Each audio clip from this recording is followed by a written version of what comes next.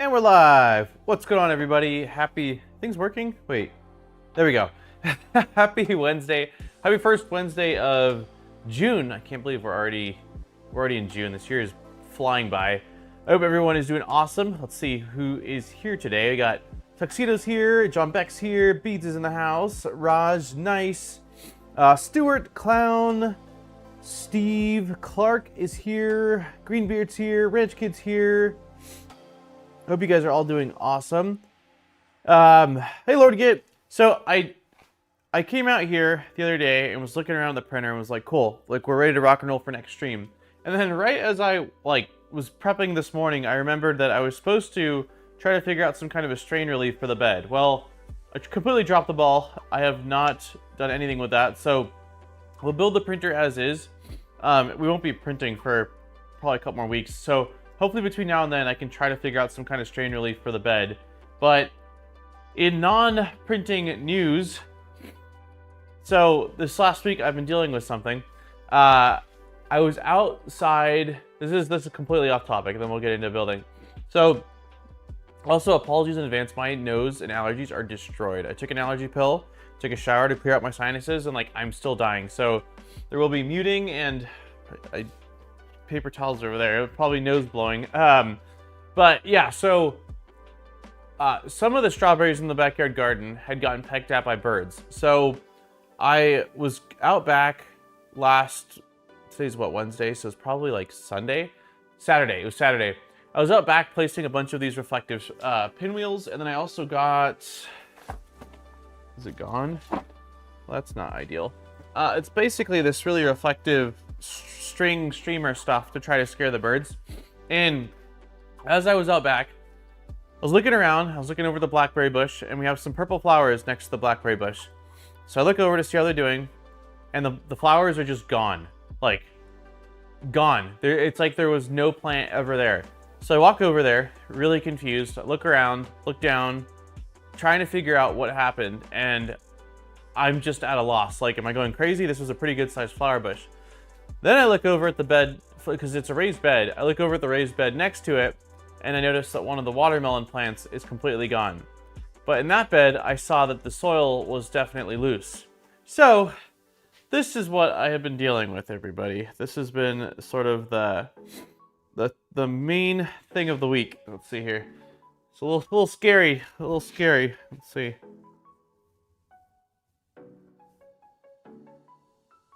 This is what I've been dealing with. He's mean, man. Look at that face. Look at him. That is the face of my garden murderer. Yeah. So he's huge. I don't know the size of him, but he is massive. And there's more than one too. There's more than one. The other day I went out there 2 days ago to try to see what was going on, and I saw somebody popping their head up in the flower bed, and then I looked over at the other hole, and there's another guy popping his head up there. So I had to order a bunch of traps. I placed a couple last night, and so far it is gophers / voles / whatever these are, 1 and Daniel 0. I think that they're gophers, man. I think they're massive gophers. I think it's a combination of gophers and then maybe voles, which voles kind of look like little hamsters. The thing that was in the flower bed looked smaller, but that guy was huge. So I thought moles had no eyes. Is that true? Oh wait, yeah. No, I think it's a gopher. Gopher. It actually doesn't really look like a gopher, does it? You think it's a groundhog? It's a gopher, right? Yeah, it's a gopher. Gopher, hold on. Let me see. Big gopher with teeth. Hold on, let's see. I'm 99% sure that's a gopher. Let's see. Yeah, I think that's a gopher, dude. Let's see. Oh, this is gonna be a little scary. Some of these photos are scary. To me, it looks like this guy. That's to me what it looked like. That's like, if you look at it, they've got a similar, they've almost got matching teeth. Yeah, it's a big gopher. It's just a real big gopher. But yeah, so far I've not been able to capture him. I checked the traps this morning, and one of them was triggered, full of dirt, and the other one had nothing. But yeah, I think we've got these guys, and then we think we got these guys too. These guys are a lot smaller, and they don't cause like big piles of dirt. They kind of just make a clean hole, like kind of like that. But yeah, this gopher man is just absolutely running amok in the garden right now. So some of the beds are on really high up on crushed rock, and I don't think he can get through them. But the big thing I'm hoping he doesn't destroy is this monster blackberry bush I've been growing for the last year and a half now, and it's just starting to fruit. So that's I'm gonna blame that as to why I didn't get a chance to try to design strain relief. My mind has been researching everything I can about gophers and just checking traps every hour to just be disappointed every single week or every single hour. So I'll let you guys know how it goes, but that's what's going on right now. Got gophers and birds. Nobody wants my garden to succeed, unfortunately. Never heard about the thing? Yeah, he's a biggins. Nice, he's a biggins. So we will continue on where we left off last week. Sorry for this tangent, but I had to share. That's my life has been gopher, surrounded by gophers the last little bit here. So last week we did this. We got this mounted on the bed frame, and we left off here. So we need to run a belt, and then we need to attach the bed, and then I think we're moving on to the next section. Yeah. So let's get this party started. So it looks like we need this piece here. So a printed piece, which I assume that's probably a tiny little black printed part. Did you try dynamite? Yeah, I was reading. Oh, thank you, Andrew.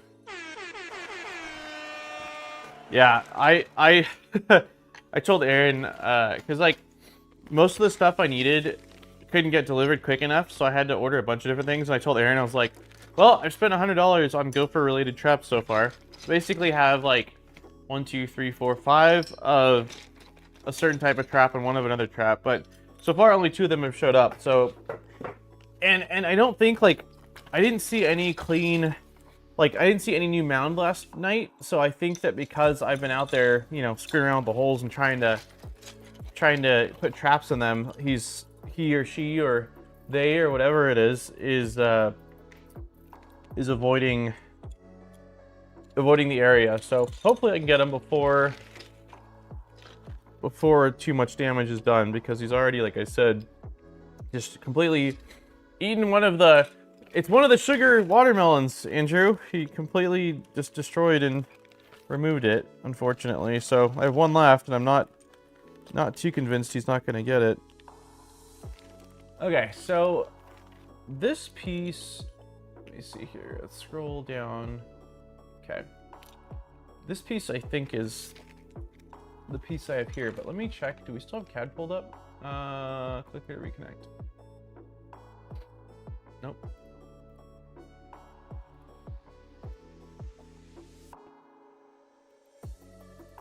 That didn't work.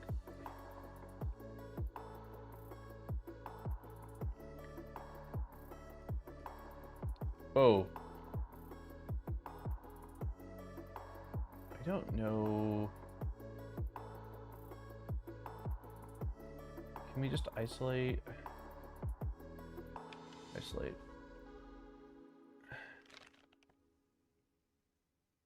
Contains error. I don't really care. I just want to isolate it. So, wait, is this? Oh, it's saying I am in isolation. Okay, so yeah, this is the piece that I think is going to hold our belt. So I do have the right piece. All right, we're good. Okay. How's everybody else's week been going? It's definitely getting hot here. I went to go check the little thermostat in the garage, and fortunately the batteries are out on it. Hey GPs, you missed my gopher story. There's this monster gopher that's just causing havoc in the garden, man, eating plants. That's pretty much been my whole week.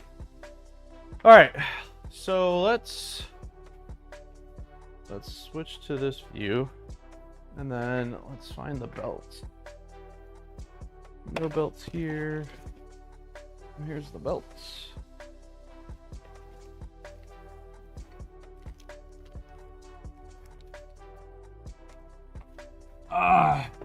Finally making progress on medical stuff. So that's a win. That is awesome. I'm happy to hear that. CNC kit came in yesterday. Nice. How's it going so far? It's Idaho, so I don't know how legal it is, but 22. That I saw that recommended. So I was looking at gopher related things, and I saw at least 20 people recommended 22. Yeah, I'm pretty sure Idaho would not have any problems with it.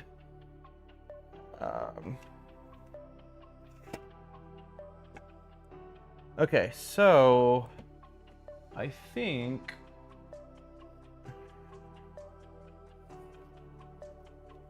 maybe we turn this on its side. Balance is not great. Do I have something I can use to use my water bottle to keep it from falling? It did with fancy little ribbons. Nice. If you want your plants eater, get a goat. I would love to have a goat. We can't have one.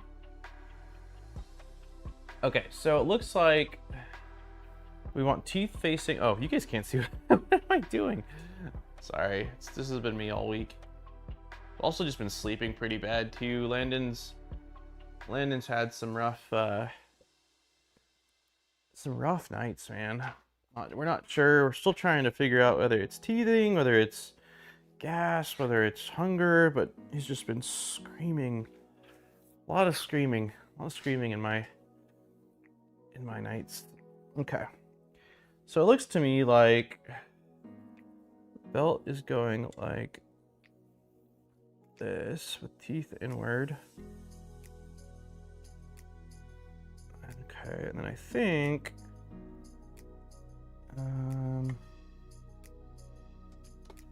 oops. Maybe we start from here. So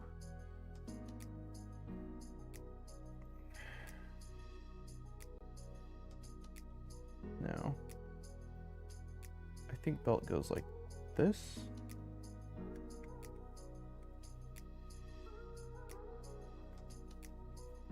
Yeah, that seems right.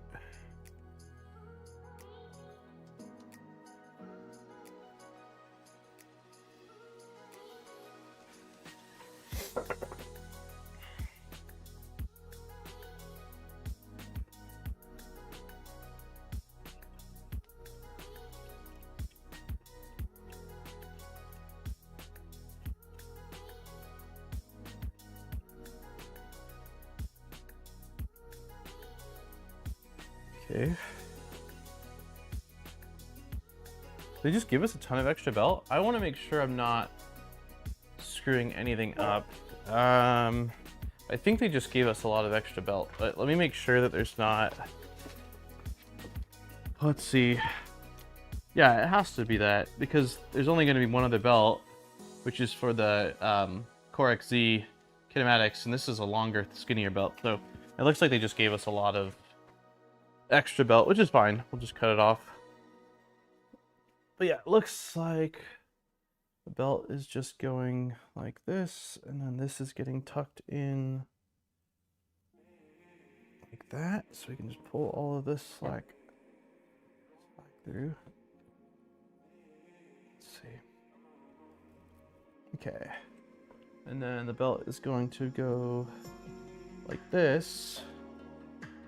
I almost feel like I should zip tie it for a sec here. I think I might do that. I'm gonna, maybe it's unnecessary. So we need to actually flip this around because, oops, the tensioning mechanism is on this side. So let's see if we can use my water bottle to brace this. Is it go for a normal thing to have in your garden? That's a great question. I don't know, GPs. This is a pretty new community here, so it was not long ago just, you know, outdoors, like without houses, so I'm sure that's part of it. We also live, like, right behind us is a little like overflow thing for a lot of the drainage, so there's a ton of grass and water.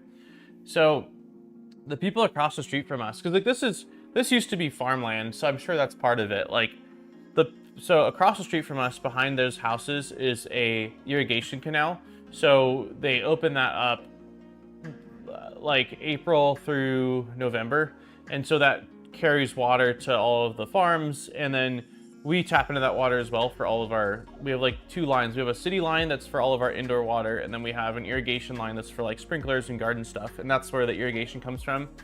And they've had across the street gopher problems where gophers were actually burrowing through the wall of the canal, which is just a dirt, it's just like there's no concrete like that, right? Like it's literally just a big dirt canal. And they were burrowing holes from the inside of the canal to the outside of the canal, and once the water opened up for the season, all that water went through the gophers' tunnels and flooded a bunch of the backyards. So I'm at least thankful that hasn't happened to us, but and like I knew we had stuff digging around. I'd seen you know, move dirt, loose soil and stuff like that, but the gopher never, or the gopher vole or whatever it was, never came into the grass, and it never attacked the garden. And so I just kind of was like, whatever.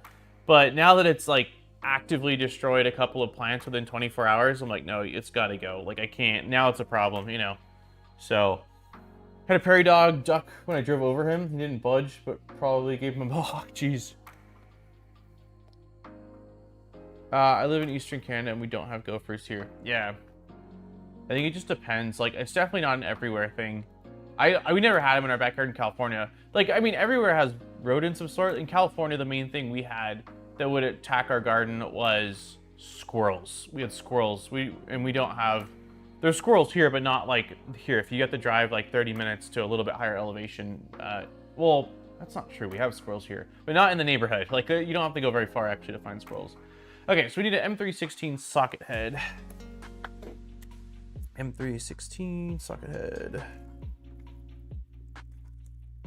But yeah, this is my first time dealing with them, and it sucks. Like I really like animals, and so like the only time I'd ever hurt an animal is like if I was fishing or something like that, you know, where I'm gonna eat it.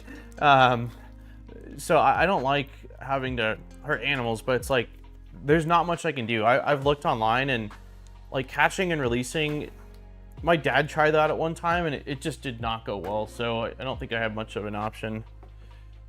Hey Armor, dynamite. Yeah, someone else, I saw someone on Reddit recommend that. Okay, so I'm just gonna kind of like pull these guys back like this. I don't think it really needs to be, you know, we probably don't even need to tighten it yet. What I can likely do is, let's see here, hold on, first off. So let me find the direction this goes. I think it's gonna go like, nope, that's not right. I think it's gonna go like that. That seems right. Okay. Yeah, it has to be right. The other way, I think that's right. It's actually hard to tell which direction this is supposed to go, whether, like, I'll zoom in a little bit. So this piece is at an angle, and I can't tell whether I want it to go this way or that way. I don't actually know that it matters, as long as you can access the bolt. So, hey Spectra!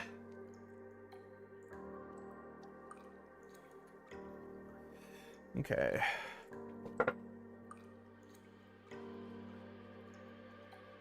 I almost do think I should zip tie these. I don't think I'm going to be able to pull much slack out of them once. Let's see if I can get this in a couple of threads and still pull on the belts to tighten them a little bit. I'm not convinced that's going to work, but we'll see.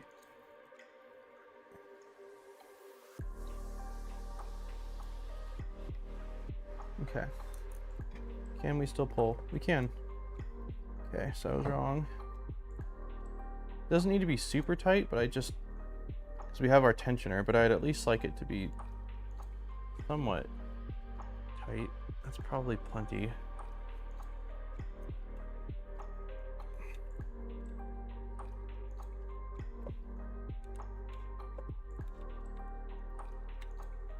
I have to imagine this is the right way to do it, because if it was this way, it'd be probably trickier to access the bolt, I think. Unless they want...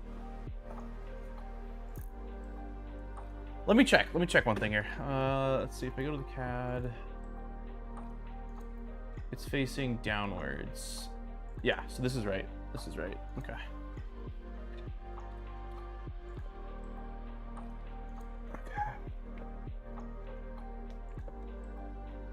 Okay.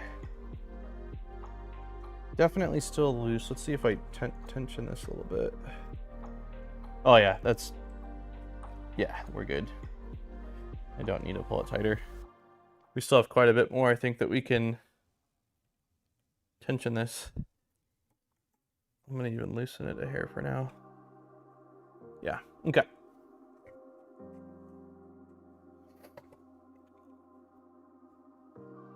All right, so let's cut off some of the slack.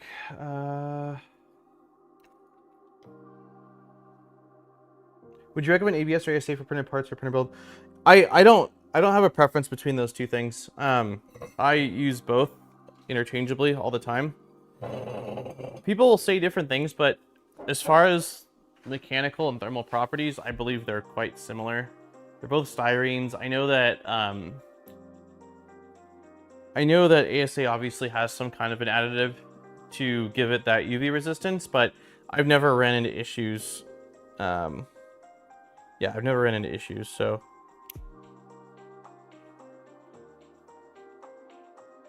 Cut this guy right about here. Okay. All right. Belt is good. Should be able to drop this guy down now. Zoom out a little bit.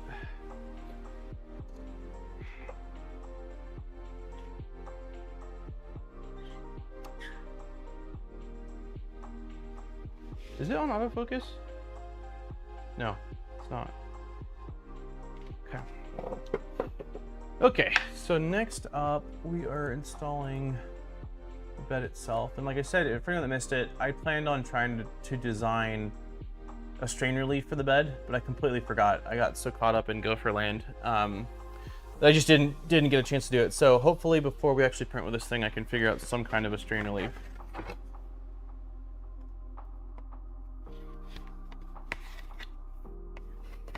Yeah, getting a true ABS is definitely a big thing. Like eSun ABS Plus or any other like specialty ABS usually has something in it to make it easier to print with, and that has a major impact on the both heat deflection and strength of the ABS. So that is a huge thing. M3x4 socket heads. 3x4s are gonna be little guys.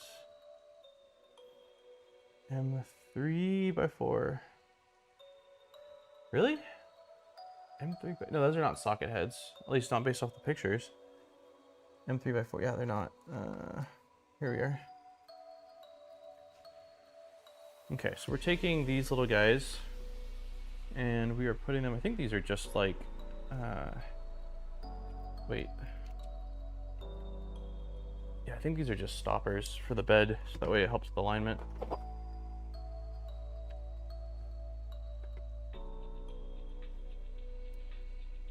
This guy goes right here.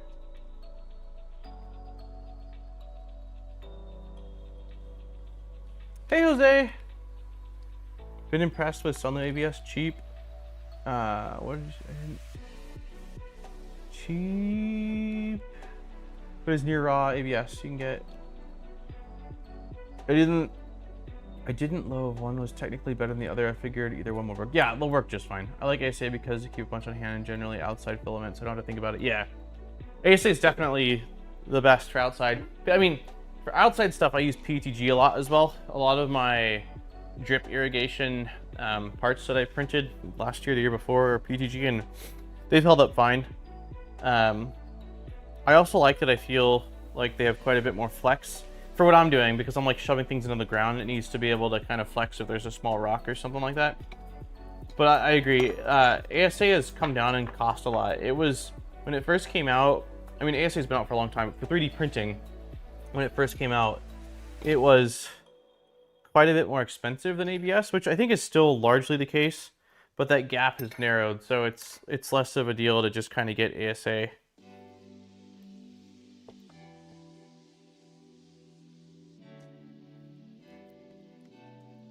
But I have a lot more. Oops, that didn't work, did it? I have a lot more ABS than ASA still. Try that again.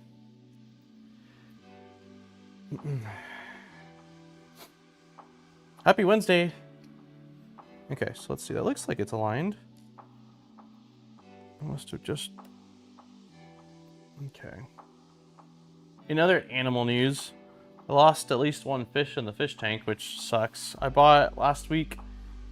So yeah, you guys haven't. Last Thursday, I went back to the fish store and was like, cool, everything's looking good. The water parameters looking really good. So I wanted to start adding some schooling fish, and I ended up getting, they're called CPD Celestial Pearl Danios or Galaxy Rasboras, which are really small schooling fish, and they seem to be doing fine. So I got them Thursday, and the first one just passed away like over the night. And they seem to be doing really good at first, and then I noticed that they were really aggressive with each other, which is interesting. And because they're so small, and like some fish, it's easier to tell if it's male or female than others, but with how small they are, I was having a really hard time. But I think that they gave me a pretty large ratio of male and a small ratio of female. So I looked online and saw that, like, yeah, the males will oftentimes kind of like spar with each other, but it's usually no big deal. And so I have no idea whether that's part of it or not, but one of them got a fin nipped pretty bad. And then after yesterday, I noticed that two of them were like hanging out at the surface, kind of looked like they were gasping, which is interesting. Like, I know that I'm using a canister filter, so there's plenty of movement and oxygen in the water. Parameters are all good. So I think that these fish were just not good fish. So I'm hoping that the rest of them... Wait, did I screw? No, this is fine. Upside down. Yeah, this is fine. I'm hoping that the rest of them survive, but it's not looking so hot. It's been a rough week. I felt there's not much I could do, I don't think, in this scenario. So I told Aaron if they all end up getting wiped out because they're just not doing good, I'm not getting more of them. I didn't like how aggressive they were towards each other. I'm trying to go for peaceful community fish. And also last week we were talking about rams and shrimp, and people were like, yeah, I don't think you can have them together. Well, that's largely the case. I did get some shrimp, but I went with Amano shrimp. But they get about twice the size as cherry shrimp, so hopefully that will prevent the larger rams from eating them whenever I end up getting them.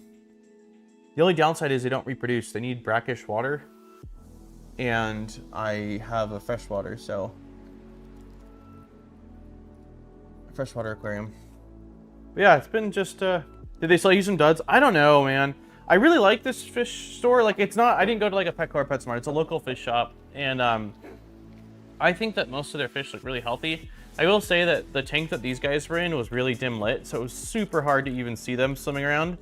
But they looked healthy to me. But the downside is, like, with the bigger fish, it's easier to tell if they don't look right? Like if there's like some fin issues or whatever. These guys are just so small that I couldn't tell.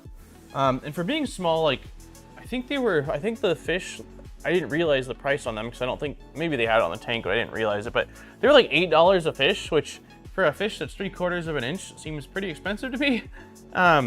So I'm gonna probably go with, here, I'll show you guys this quick. I know that we're doing 3D printing stuff, but hey, Peter Carter. So this is what we were looking at earlier. Lots of animal talk today. So Galaxy Raz, I think it's Raz, no, it's Rasboras. So this is what they look like. They're really, really small. Like, I mean, the picture makes them look big, but they're super tiny, but beautiful, right? Like a beautiful little fish. Oh, you guys, man, stupid things. There you go. Is blocking them. So yeah, we got 7 of them. The plan was to get 15, you know, but like 7 at a time just to make sure that the filter and all the bacteria in the tank can keep up with breaking down the nitrates, or the ammonia, sorry, breaking down the ammonia. But these are what we're probably gonna get. They're rummy nose tetra. These guys. So I wasn't crazy about how they looked at first, but the thing I like about them is they're a true schooling fish, and they will all like stay really close to each other, which is cool. No, water parameters were fine, man. Water parameters were good. I tested it prior to us going to the fish store because it's a pretty new tank, right? It's like a month and some change old now. I tested it prior to going to the fish store. I tested it the next day just to see how it was handling all the new, like the bio waste or all the waste. And everything was fine. Like there's never been an issue with parameters. Because I thought the same thing at first. Like, you know, I wanted to make sure that the parameters were fine. But yeah, I've got like this little test kit where you scoop up your water into these vials and then add drops of whatever the chemicals are, and based off the color that it changes, it'll tell you. And there wasn't really anything that even gave me slight question of the water quality. It looked perfect across the board. Why is this not? It's weird, none of my drivers are fitting this exactly right. This seems to be the closest.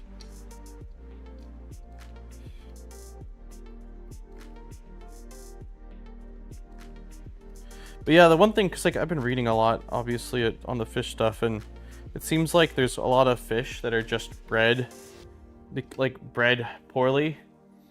And so I think that is, wait, is this not supposed to have any sort of spring on it? Are these just stiff? Well, for starters, I've been,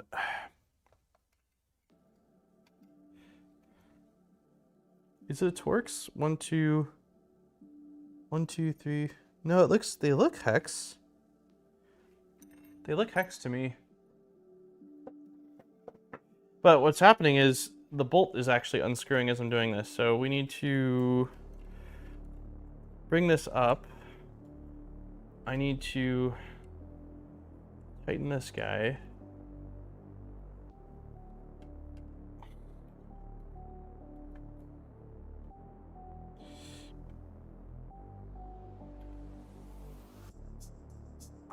Yeah, this guy's trying to spin on me.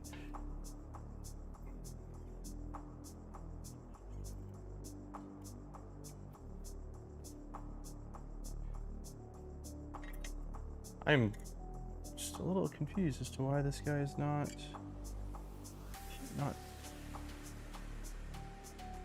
definitely feels a little bit loose, but the next size up doesn't appear to be working. Weird. It could be misleading.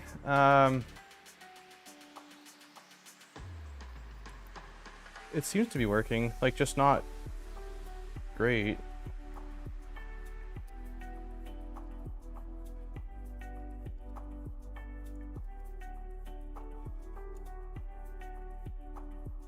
Yeah, that's in. It's just not real fun doing these.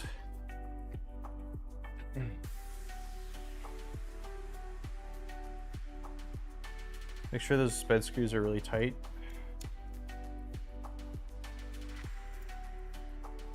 You mean the ones I'm installing right now, or the bottom ones?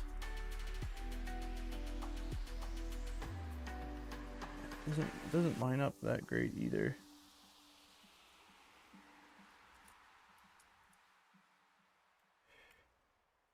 You know what? I think what I need to do is I gotta loosen this guy. I can't tighten it down yet. Let's see.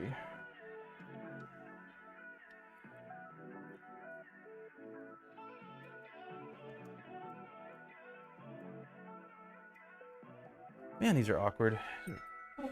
Really awkward. Bottom one should have been a left-hand thread. Got it. Yeah, I think what I'm gonna do is I'm gonna tighten the bottom ones more. Like, I'm gonna take this out and get the bottom ones really tight, so hopefully they're not spinning, like trying to come off. Because they're working, like you said, they're working against me, and every time I'm turning, they're just wanting to back out. So let's flip this like this. And these are, no, we need a larger, oh wait, this guy. Hey, Deanna. There we go. Yeah, let's get these nice and tight.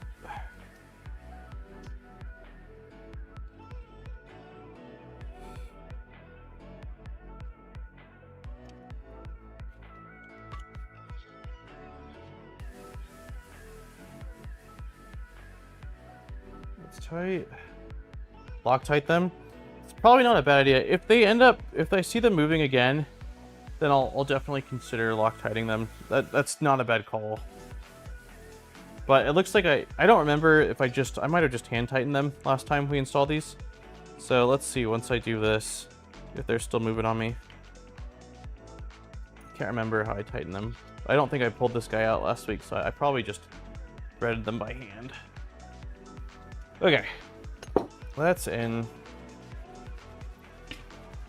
Let's make sure I'm doing this the right way too. So I think that this is the front. The motor's on the back with the tensioner. The connector has to be on the back.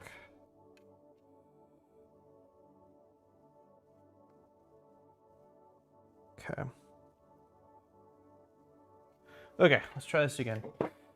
Yeah, it's really odd to me. It says, yeah, it doesn't say, but it looks to me like I'm using the right thing. I wish I had a, oh, here we go. This should work. Okay. Yeah, this driver seems to be working a little bit better.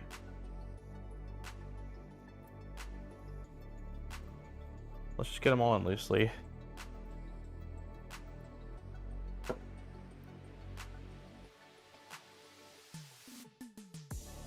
Okay.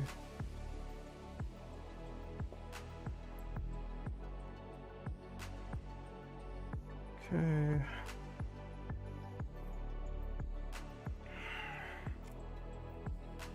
Sweet.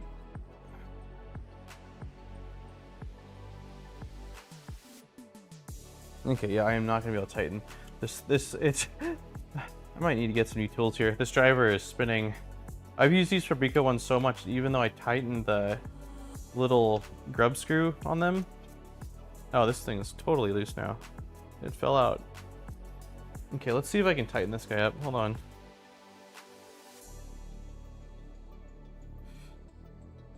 Oh, that flew. Okay, let's try that again.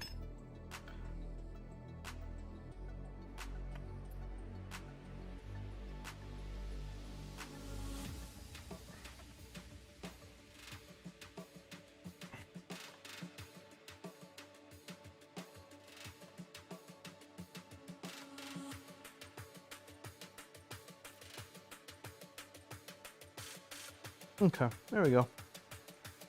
I think that's fine. I tightened those big ones on the bottom pretty tight with the little Allen key. Hey, Troy! All right, so let's see this guy. Nice. Maybe try the top ones while holding the bottom ones at the same time. Yeah, I agree. Oh, I can try it now. I can try it now. So we'll turn this on its side. We'll grab, where's the driver? Orange driver.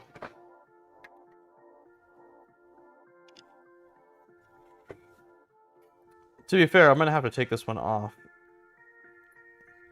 because of the strain relief thing I'm gonna try to add, but they feel pretty tight.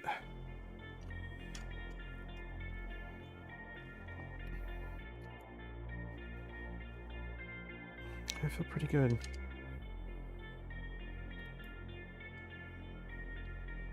I'm not used to these being stiff or rigid mounted. They're usually on springs, so curious to see what the... Well, I don't think with Marlin we're going to be able to see the bed mesh actually, so we won't really know. Always hard to do them once the printer's assembled. That's true. Yeah, I'm sure we're going to maybe put a bottom panel on this. Actually, don't know. Did this kit come with panels? I don't know. Okay, so we are officially done with the base, which is awesome. And now we are moving on to the gantry. So I'm gonna take this base and just move it, put it over here real quick on the scene, or the laser.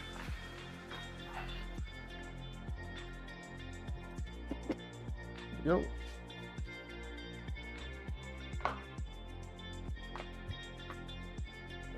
All right, so now we need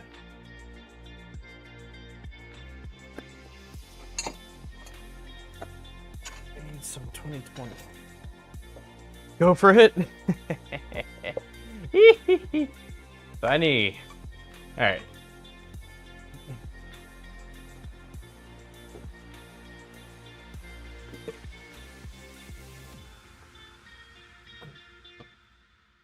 So we need what? D extrusion, C extrusion, and C extrusion. So one of them should be pretty obvious. Actually, I think they're all going to be pretty obvious.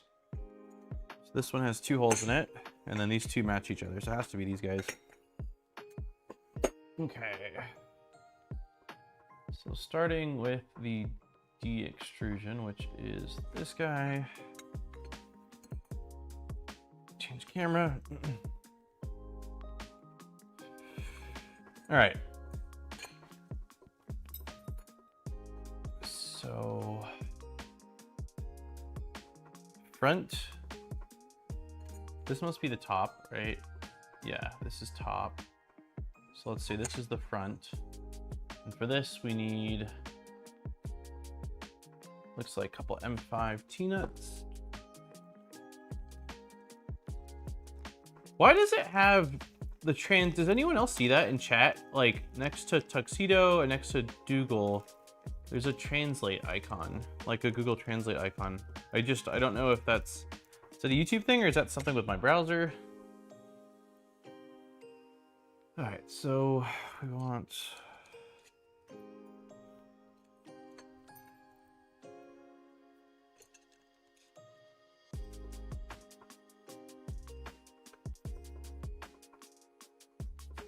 let me turn you guys a little bit. It's like so fish-eyed. That's a little better, I think.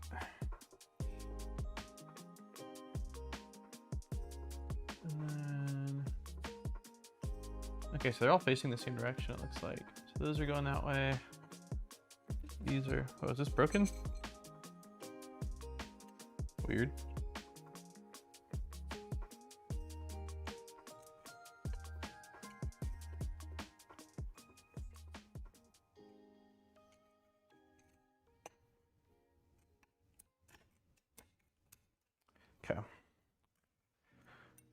Okay, so we've got those in.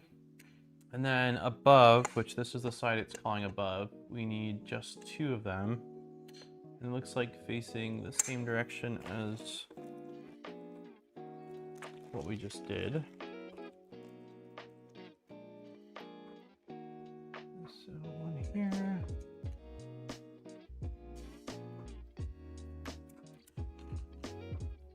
Like that.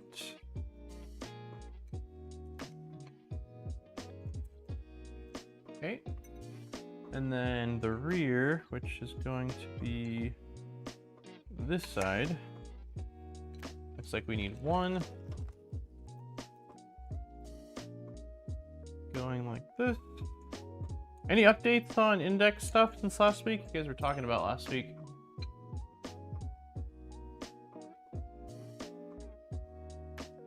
Wait.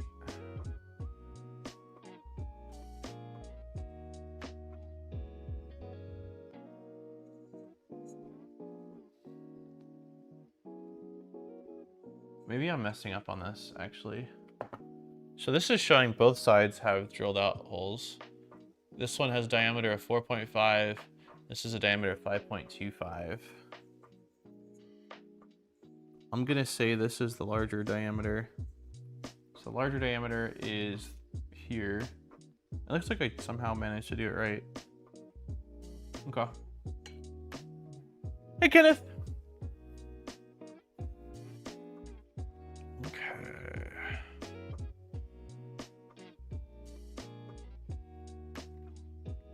So that was, yeah, D extrusion. Gantry frames. Now we want to take the C extrusion. And these are, there's no holes on them. That side has got threads, so both sides have threads. It doesn't matter which side we use. but it looks like we need M3 T-nuts. So let's put these back here. M3 T-nuts are here. The quality index version looks interesting. Yeah, I agree. Quality hasn't done any sort of tool changer thing, so I always say I'm cautiously optimistic. Like, I want everyone to do well because I like having options and different price ranges and all that, but I have my reservations. Quality has been around for so long, and I don't, like, if my memory serves me right, I don't know that they've ever released a printer that's been something new for them, that's been like, yeah, this just checks all the boxes. Like, there's always quirks. I would love to be proven wrong.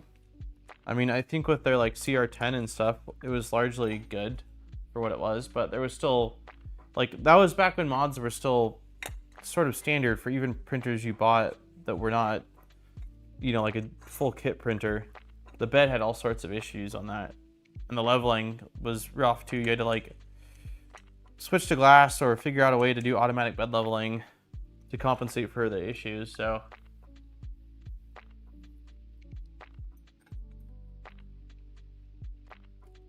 hey Streg, it's been so long since I've lost turn into your stream. Hey, thanks for stopping by, man. How you doing? All right, so we got these guys on. It looks like we need a few printed pieces now. We need this guy, which is our guide piece, and then we need let's see, they must be black parts because I don't see them in the yellow bag. Crowdy has the money to do it right. Yeah, absolutely. But will they? They will certainly make it affordable as a single printer with it. Yeah. Yeah, I mean, they've still got to be one of the biggest, even though I feel like a lot of their last few generations have kind of been a little bit too little too late. I agree that they definitely, I mean, they have, from what I've seen online, their buildings and businesses and employee count is ridiculous. So if they hire the right people and they take their time, I don't doubt that they could accomplish it. It's just a matter of if, you know, what's more important to them, to do it right or to just get it out.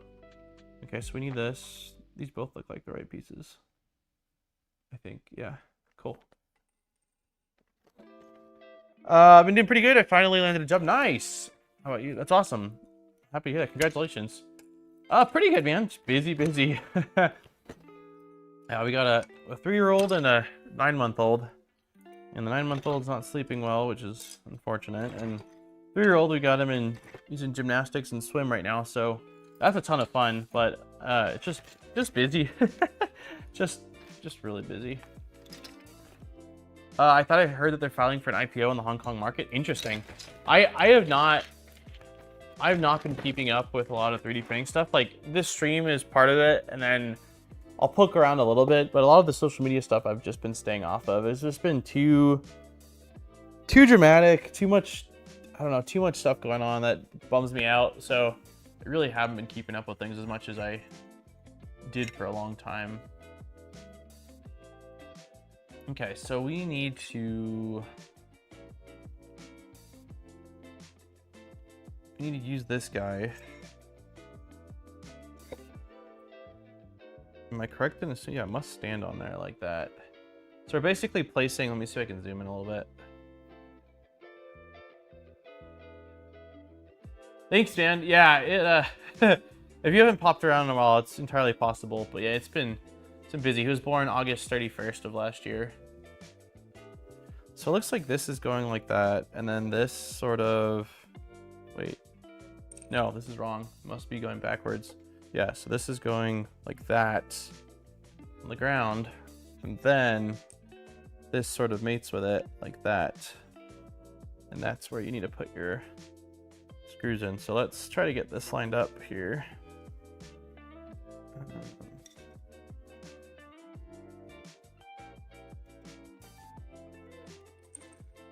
This needs to go a little bit further down. That needs to go a little bit further up.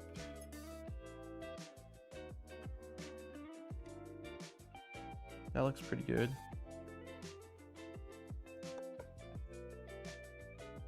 Okay, let's just get our screws in, and then I can pop this bottom piece on one more time and make sure that everything is aligned. So for this, we're using M310 flatheads. M310 flatheads. You guys are right here.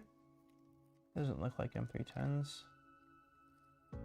These look like M310s. Okay. I was supposed to be born August 31st. Oh, I was born on the 13th, but my is from. Oh, really? That's awesome. Yeah, he was. I'm trying to think. We had to schedule inducing. Yeah, not induction. Schedule inducing. So I can't remember what he like. I don't think they usually schedule it unless that's when the due date is supposed to be or slightly after. So I can't remember if he was supposed to be born at the beginning of September or a little bit earlier in August. But yeah, he showed up. He showed up August 31st. So, all right.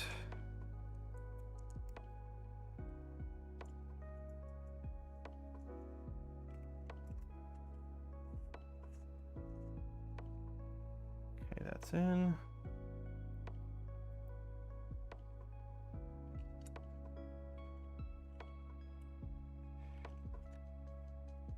That is in.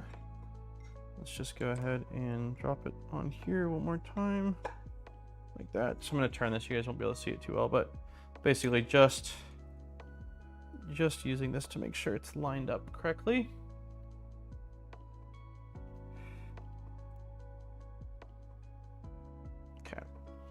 Should be good. Tighten it a hair more.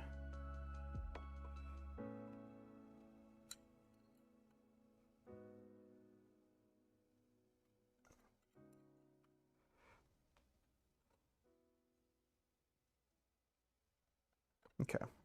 I don't want to break it. It's just a little, pretty small printed piece, so let's not go more aggressive than that. And then we'll do, we actually don't need to worry. Let's just get these on, and then I'll use the part to align it after. It's going to be faster that way. So this is right there. This is right there. Perfect.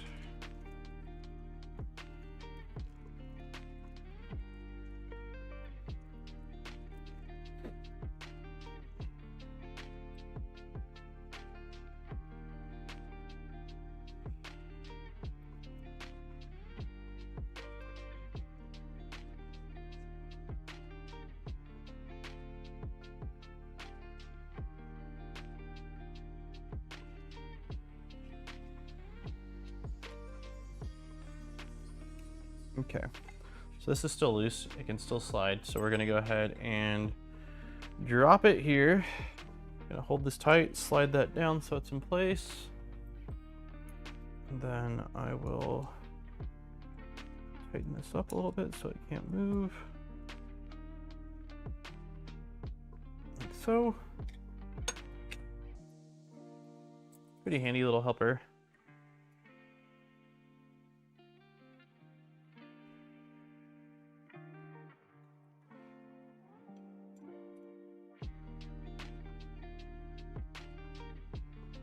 Okay, that's plenty good. All right, we got these two guys ready to rock and roll. What is next? M512 button heads. M512s, where are you?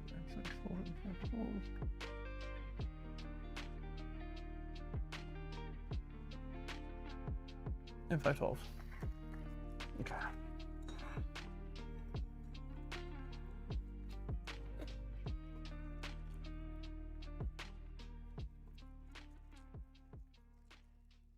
So I don't have it nearly to the extent that Deanna has it. But I will say, like, it's odd to me that I can wake up at like 5 hours of sleep and I choose to stay in bed and go back to sleep, but I'll feel pretty good. I'll feel pretty good. Like mentally, I'll feel okay and all that. And then I'll go back to sleep and get a couple more hours, and which would put me at, I don't know, 7 hours of sleep or something like that.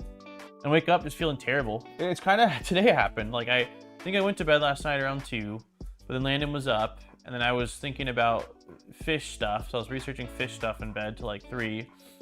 And I fell asleep at 3. And I think I got up. It was either 7 or 8 o'clock because Landon needed to come up and Jackson needed some cereal.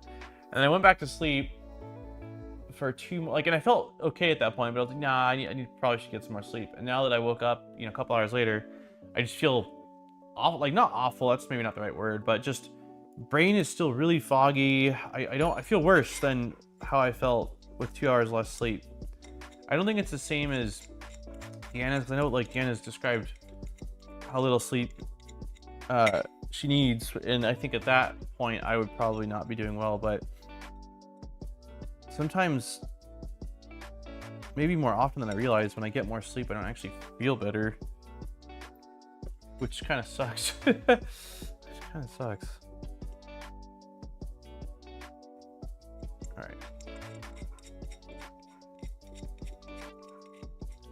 All right, we got our screws in the ends here, like so.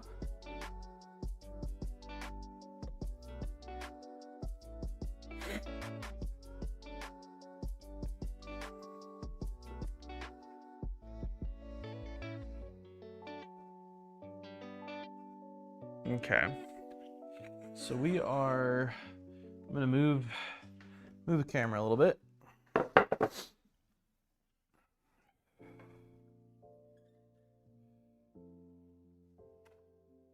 Zoom out like so.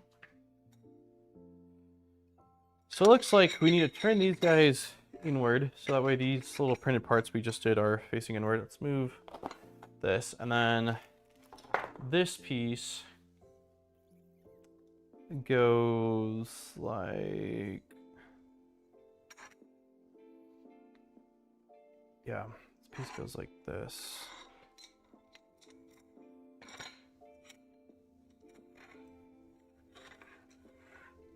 Like that.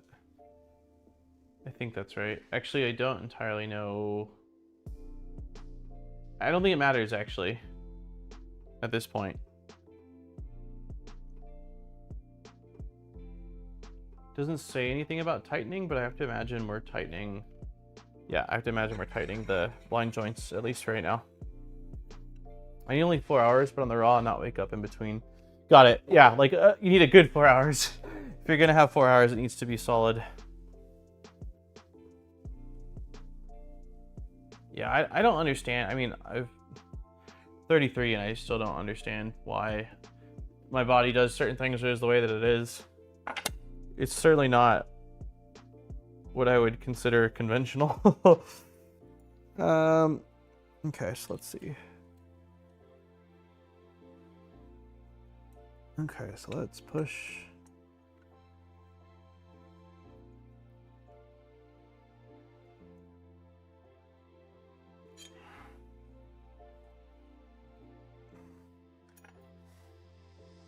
It feels pretty good. I'll try one last time. Loosen this up. There.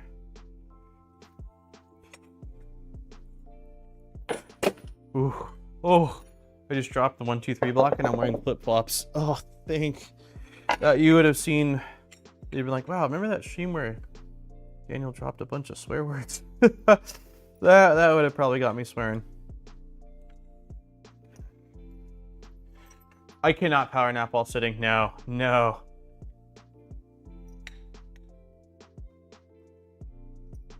That would be really convenient if I could do that, but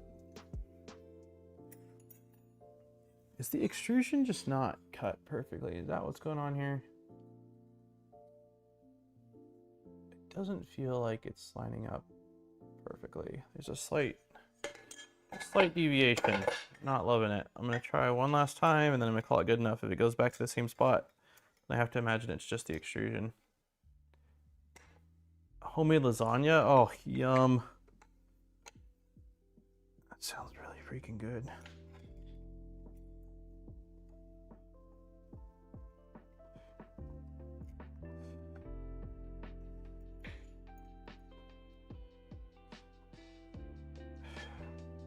Yeah, it's kind of going back to the same spot. We're gonna call that good enough. I will tighten it just a hair more. If I can get my driver, there we go. The only time I nap is when I'm sick. I wake up from naps in such worse shape than when I started. I nap, well, lately I haven't as much, but I nap a ton. That was part of me napping. I would crash pretty much every day in the afternoon. And so that combined with my heavy snoring was why somebody in chat, or a few people in chat a couple years ago were like, you should get tested for sleep apnea, which I did do. And it came back as mild, and I tried a dental thing. It was kind of eh. And so I do actually use a CPAP, and I largely really like it. When I have bad allergies, I despise it because it's a nasal pillow. So it's just on my nose, not over the face. And so breathing through your nose when you have bad allergies is kind of the worst. But it does seem to help.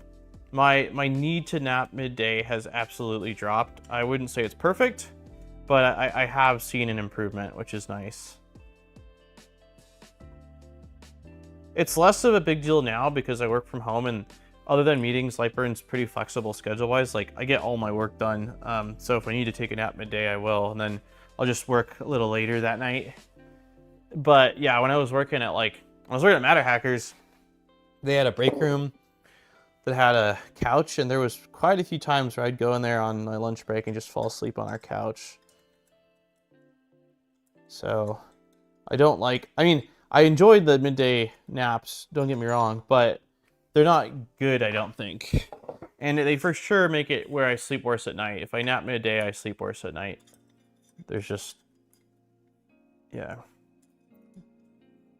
But I do enjoy a good nap. No doubt in my mind, like, no doubt about it. Okay, I think that's fine for now. They all feel pretty good. What's up, LTX? Okay, so we got this guy. It looks like next we're moving on to bearings. More bearings. Let me get a sip of water really quick. Bearings.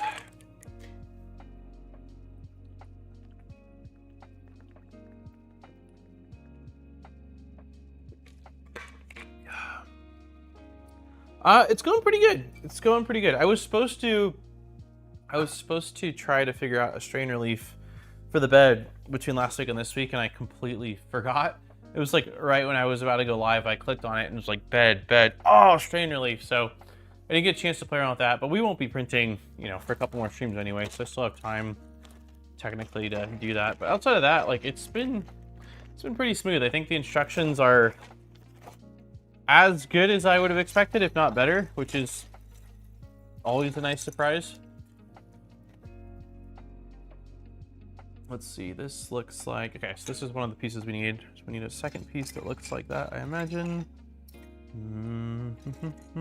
Yep. So we got two of those guys. These are definitely not the same pieces, but, and then a cap piece. It's kind of like, okay, here's one of them. And is there, yep, the second one of them's right here. Okay, is there anything else printed part-wise we need? Doesn't look like it. Okay, let me throw all the rest of the parts back in the bag then. How are things going with you, LTX?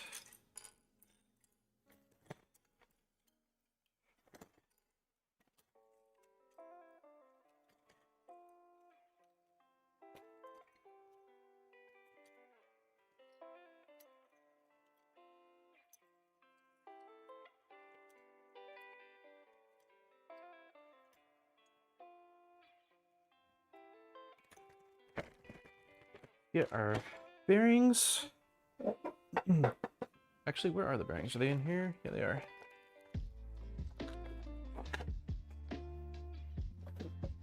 Pretty good, I can't complain. Nice. You got anything fun or out of the ordinary going on in the next few months for summer?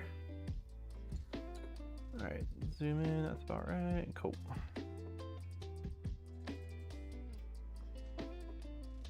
It's all the way in. Creating a backlog on the lazy suits. Nice. It's a good problem to have, right? I mean, it means people obviously really like them. How long, I mean, if you go at it, how long does it take you to knock one out? So I imagine some of it is just waiting for things to dry and cure. Okay, so M325s for this guy and M330s the other ones. M325s and M330s. 25 should be here.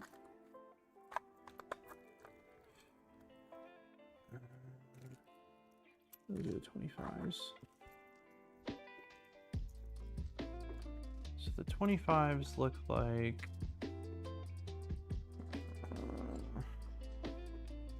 this guy.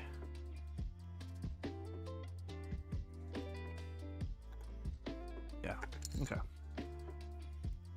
There we go. It's kind of a nice piece. About 3 days each because of all the waiting. Yeah, got it. Yeah, I figured that was probably it, because the CNC, like, I mean, I'm sure that takes a different amount of time depending on the complexity of the design, but I feel like the biggest factor is waiting for paint or resin. You're using resin and epoxy, right? Or is it just resin? Resin for the fill and then resin for the clear coating. Where is my driver? There we go.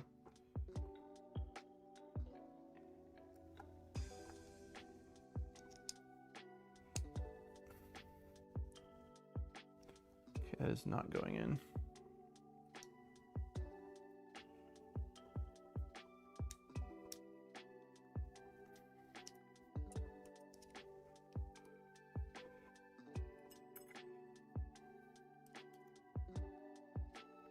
Keep hoping this is going to drop, but it doesn't look like it is.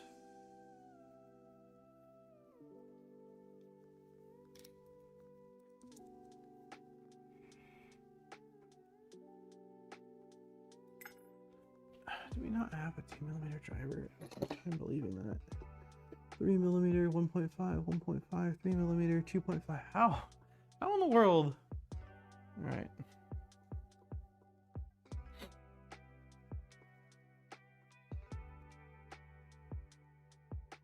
Okay.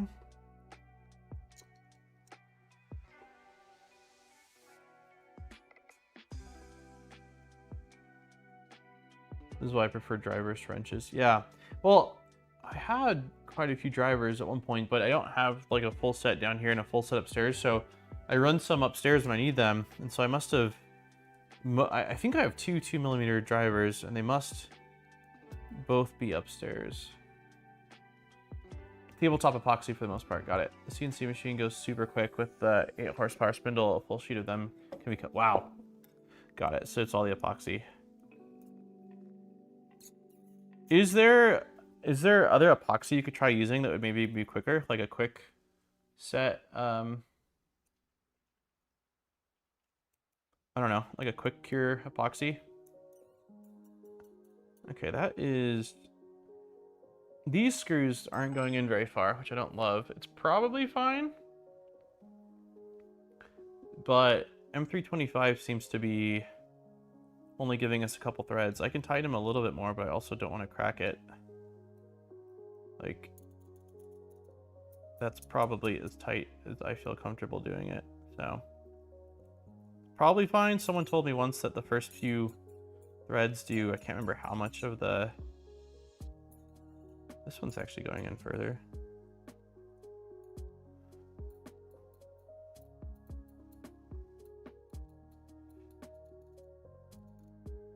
It's a little scary. You guys can't hear the sound that I can hear, but it's not great. It's not a great sound.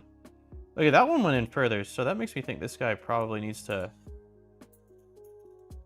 get over himself. Go in there.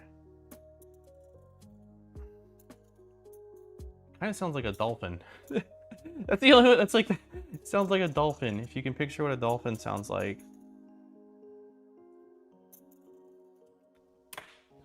Oh my god.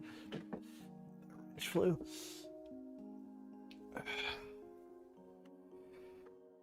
I thought about it, but don't want to risk a thermal runaway with it. Got it. Yeah, that makes sense.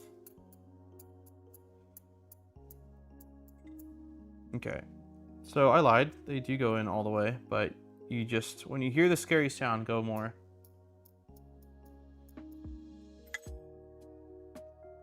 Yeah, no, it's definitely not a good sound. I mean, it went in, so we're gonna be fine, but it sounds like when I cross-thread heat inserts. That's what it sounded like, so.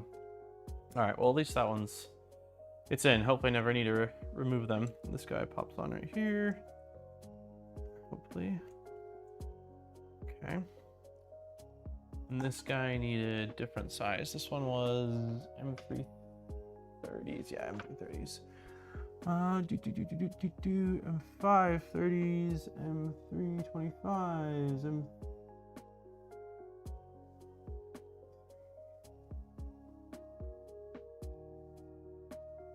I don't see M330s. Are they M? Yeah, they're M3 button heads. There we go. M3 button heads. Okay. M330. There should be 5 of them. Must be these guys.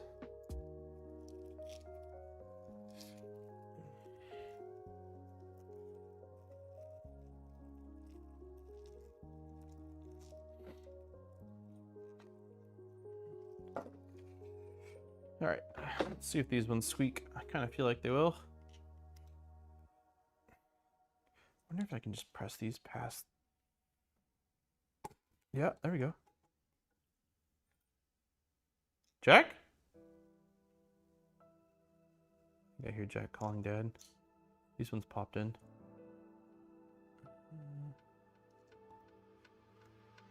All right, there we go.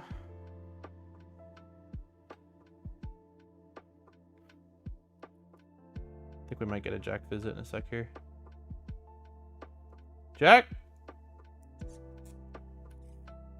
Yeah, we're squeaking. I wonder if I can I can try doing the whole counter screw to drop them in. Here, let me zoom out a little bit too. It's just a little too close. There we go.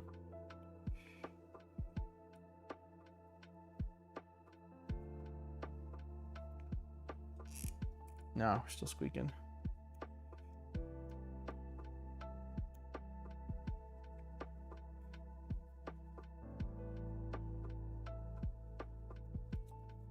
That one I got to stop squeaking.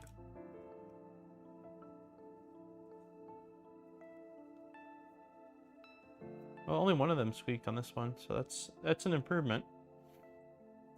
That one went in without any complaints.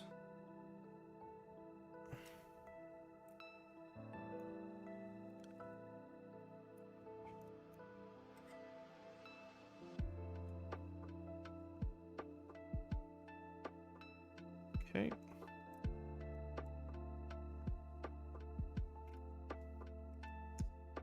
We got Squeaky Gonzalez over here.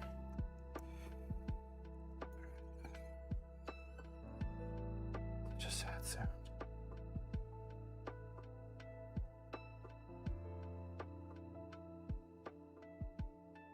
Okay, I don't want to go tighter than that.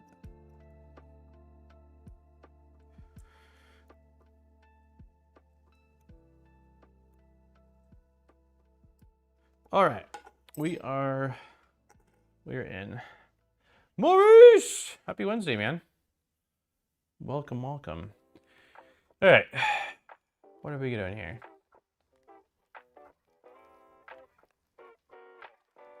A shaft.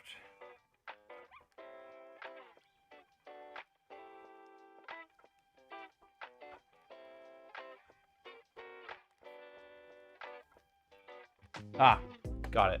So the M5 thread, it's saying to go upwards. Got it. So we can screw it through the frame. I see. All right, let me find those rods. Let's see. Rods right there.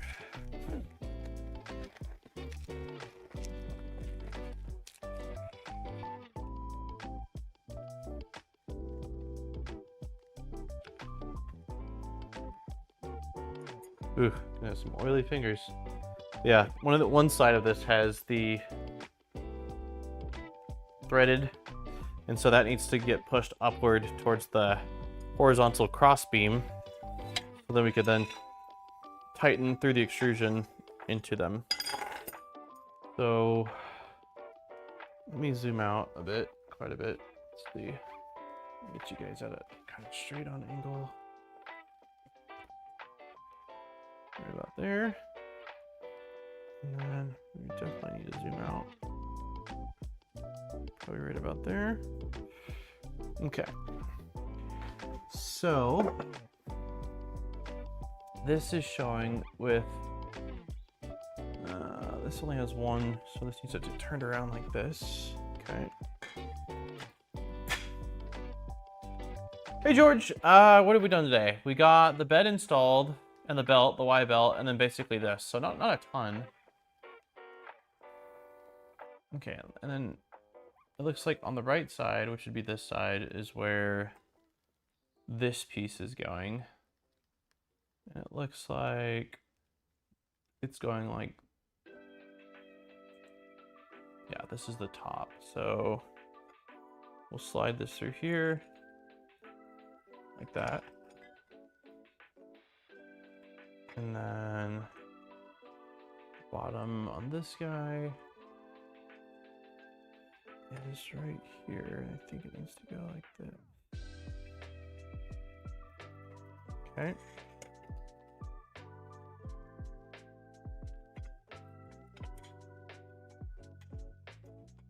Does it not snap on? It has to be slid through? Interesting. So this looks like it does not snap on. It actually needs to be pushed through. Well, that doesn't seem like it wants to work, does it?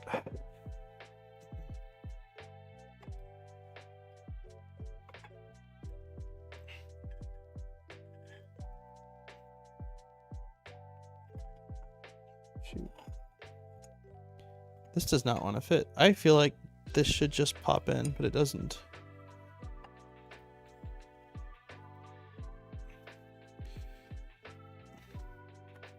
There we go. Wait, did I screw up? I did. This guy needs to be above there. Okay. Actually, I don't need to take that off. I can just take this off. And then I can install this like this, hopefully. There we go.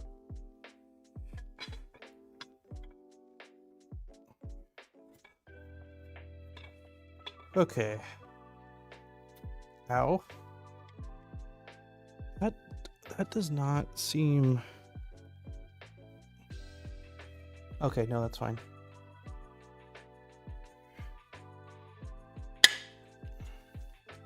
There we go. Okay, everything worked out. This guy, yeah. This is basically a Siboor switch wire. Kind of, yeah. They call it the boom. It's got a lot of similarities to the switch wire, but like they use acrylic parts instead of printed parts for some stuff. There's no linear rails. There's some differences, but like I would say, like, to me it feels more like the switch wire's cousin. That would be kind of my descriptor of it. Okay, let's take this out as well. Yeah, it's definitely not exactly a switch wire, but a lot of crossover for sure.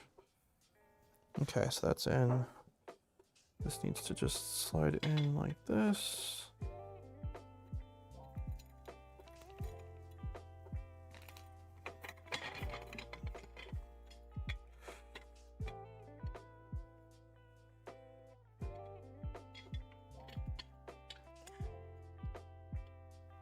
Okay. Those are in. So now we got sliding. We got sliding.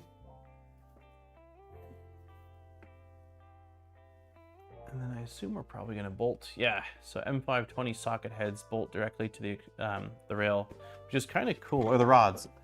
M5. I said M520, right? I think I did. Yeah. M520 sockets.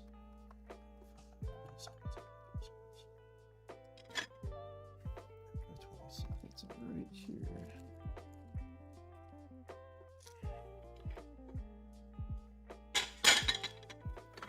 Kind of cool that it actually, like, I mean, that has to make those, they're already obviously really stiff because they're large linear rods, but having them clamp onto the extrusions like that, I don't think I've seen that done before.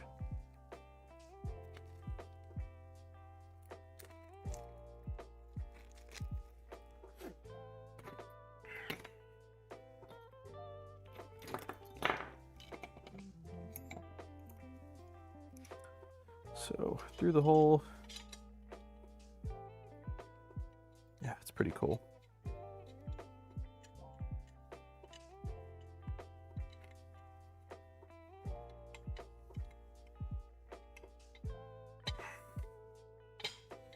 Okay, that rod is secure.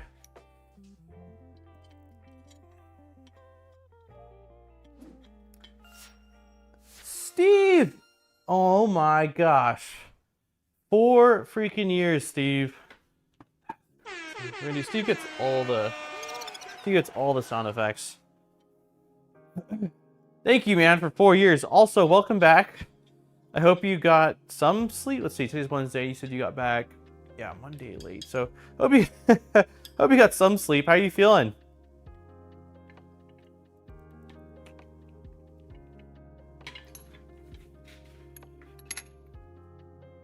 If you say you feel perfect, I'm gonna call you a liar. You gotta be at least a little bit tired. Gotta at least be a little bit tired, man. Hey, Ballistic. All right, so the next thing is we're just putting the covers on the rods and getting M320 socket heads.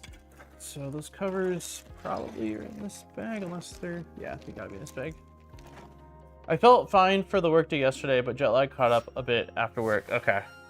How are you feeling today? Do you feel better than yesterday or no?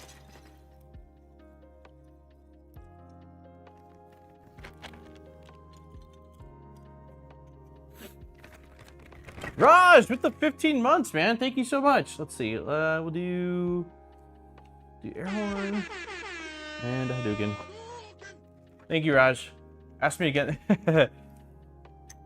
Hopefully a couple of days of, I don't know, consistent sleep, and you'll feel good. How did you do on the way out there? Did you feel tired, or like from the excitement of being in Japan, you were just like, who could be tired at a time like this? Okay, M320 socket heads, M320 socket heads. Those are 12s. These are 20s.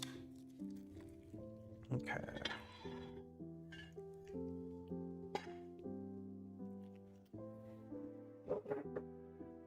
Out was fine, no jet lag at all. Nice. I feel like, I mean, I haven't traveled outside of like US time zones in a long time, other than the China trip, but for that trip, I also think I felt fine when we got there, and on the way back I was pretty dead. But to be fair, I got sick, so that obviously had a pretty big impact on my tiredness. How's the food, man? Did you eat anything that was like super delicious, or anything that was like, oh, this is kind of strange? It's definitely one of my favorite things about traveling. Well, even in the States, but especially international, is like trying all the foods. You need to get back to Europe. Me or Steve? Or both me and Steve? Are we not threading in? What's going on here, buddy? You don't look like you're threading in. Why are we not? Okay, we're going in. Just took a little convincing. Germany, maybe? Yeah, I think I said this story, but I've only been to Germany once, and we were driving through Germany when I was a kid. Had lots of ramen, and oh god, that sounds so good, Steve. Those are definitely like some of my top favorite foods. We have not found a really solid ramen spot out here in Idaho. There's a place called Hiro Nori that was, this is definitely cross-threading. It's a place called Hiro Nori that we used to go to in California. Oh, that's my elbow shot, sorry. And the sushi was phenomenal. And like I think we tried sushi at one place here, and it was it like hardly scratched the itch. It definitely wasn't even close. So we have a really good sushi spot, so I'm happy about that. But yeah, ramen is one thing, like the tonkatsu ramen with the big old pieces of meat and egg and yeah. But yeah, the only memory I have of Germany was horrible. We were driving through Germany and we stopped at a hotel for the night. It was my mom, dad, brother, grandma, grandpa that live in Sweden. And I think that's probably plenty tight. And we were eating dinner at the hotel. And my brother, I don't know how old he was at this point. Probably, it was the last time I was in Europe. So he maybe was 6 or 7. He always struggled with eating. Like he would just drink a lot of milk and not eat his dinner. And so I remember he was acting up, not eating his dinner. And my dad was, I think what happened was my dad was like letting him have some more milk. And my grandpa was like kind of stern. Was like, there's like, you shouldn't be giving him more milk. He needs to eat his food, yada, yada. And so I said I was gonna go back to the hotel room. And I put on, I remember I was watching MTV. It was the first time I ever heard what song the music video was playing.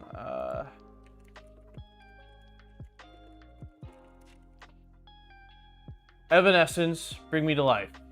First time I'd ever heard that song or seen that music video. It was in Germany. And I'm up in there for probably like, I don't know, 45 minutes. And there's a knock on the door. And it's room service or whatever. And she comes in and like, I don't remember if she swapped towels or what exactly she did, but she asked me, I remember she asked me if I wanted her to lock the door. And I said, yes, please. But what I didn't realize when she asked me that was that she locked me in. And I don't think I had a key card in like that. My parents were the ones that had put me up in the room. So I couldn't get out of the room. And like an hour passed by, my parents never came back up. And I remember I was starting to feel scared because my parents, like, I was like, my brother was just eating dinner. Like, where did they go? And I remember I was knocking on the door, trying to get someone to open it from the outside. People were yelling at me in German because it was really late at night at this point. And I was super scared. I looked out the window and I was like quite a few stories up. So I was like, can't go out that way. And it ended up being, my parents eventually came back and they decided after he finally finished his dinner to go for a stroll. And the walk through around Germany, wherever they were, took longer than expected. But yeah, my only memory of Germany is, oh, that's horrible sounding. My only memory of Germany was being scared and locked in a hotel room. And I think we were only there for that one night. We basically were driving through Germany to somewhere. I can't remember where on this trip. We went to that trip, like, we were in Sweden for a couple weeks. We were in Portugal for a couple weeks. And then we were in France for a couple weeks. So I don't remember where we were headed at that time. But it'd be nice to make memories in Germany that aren't me being scared in a hotel room.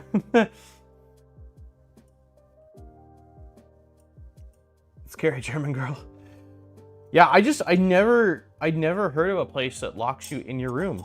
Like the deadbolt didn't work. You needed something else to get out. I was completely, I'm still in disbelief this much later. Like that just doesn't seem safe. What if there's a fire? What are you supposed to do? Yeah, you needed your key card to get out of the room. Like that's just such a strange design.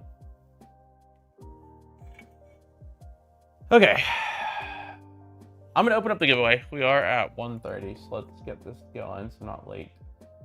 Do I even have the link open? It doesn't look like I do. That's weird. Oh no, I do. I'm looking right at it.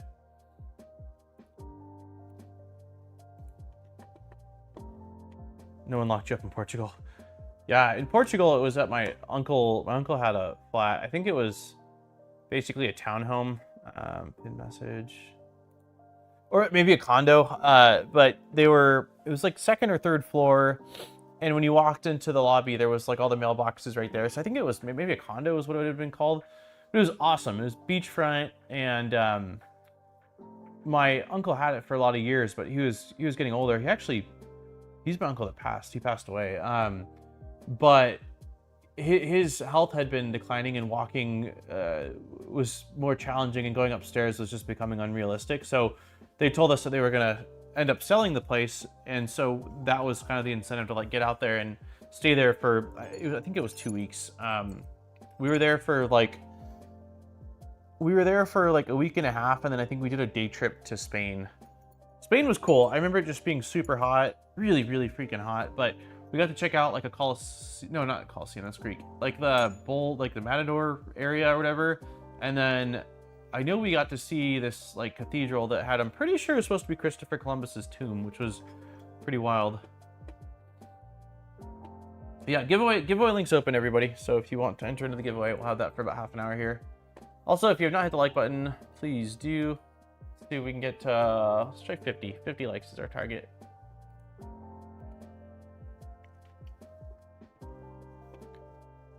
Alright, so there's that.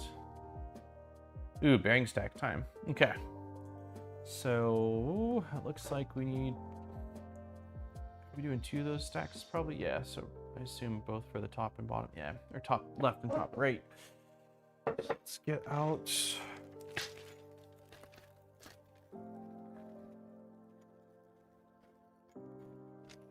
Yellow pieces.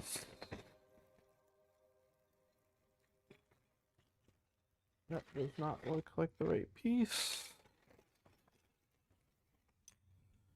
This looks kind of like the right piece. Yeah, that's definitely one of them. Okay, pretty sure I got the right pieces. Okay, so the other things we need are, looks like M540 button heads, which should be pretty dang big. 540s. These guys.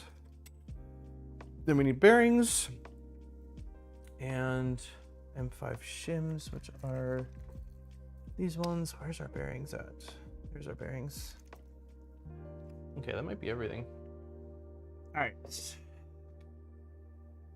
Zoom, zoom, zoom. I'm gonna bring you guys down.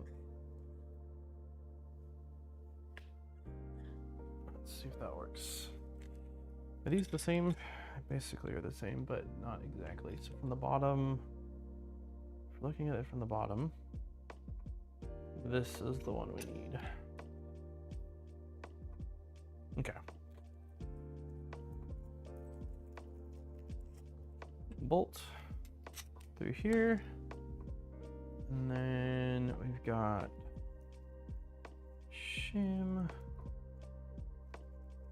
Hopefully the restart, I don't know if you're back Spectra, but hopefully that fixes it.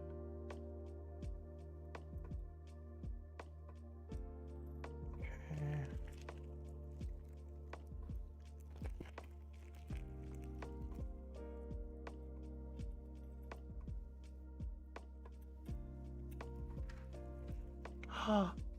You're fine. I honestly forgot, and this is perfect.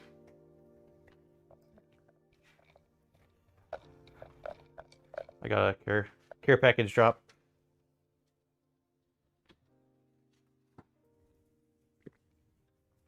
Monkey needs to go potty too. Come on, buddy. Go outside. Come on. Let's go. Oh, wow. Wow. It looks like storm weather. Completely gray and cloudy and windy. Based off the temperature in the garage, I thought it was a sunny day today. I wonder if we have got storm. It looks like it could be pouring at any second. Partly cloudy conditions expected. High of 86. No, it doesn't say anything about it. It looks like, I know it was weird though. Sometimes it doesn't say anything about rain or storm and it'll just happen for a little bit. Be good for the garden. Okay. So what do we do? We got a shim, we got 1 bearing stack, so now we need 2 shims.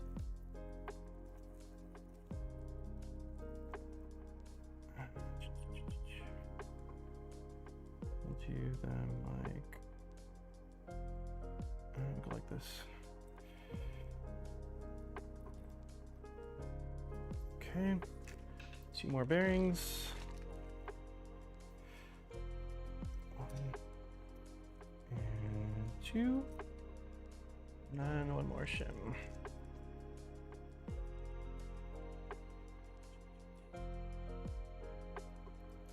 Okay. And now, what are we doing? We're putting the cover piece on, it looks like. Yeah. So, are these the same? These look identical. Yeah, there's no difference here. Okay, so big piece goes like this. And then this should hopefully snap in place. Why are we not doing what we're supposed to?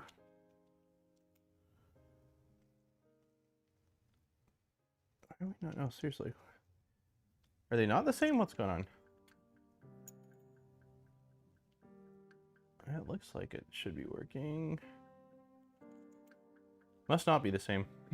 It's, I think the small section actually is keyed in one direction, so. Who's that? Denaim in the world? I'm just gonna say, hey world, how's it going? Okay, so we got one of these on. Before we install it, let's go ahead and get the second one built. So second one, got this piece. I got this piece.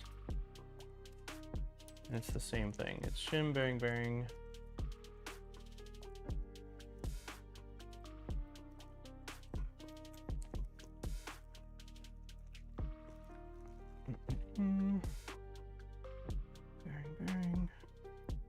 A few shims.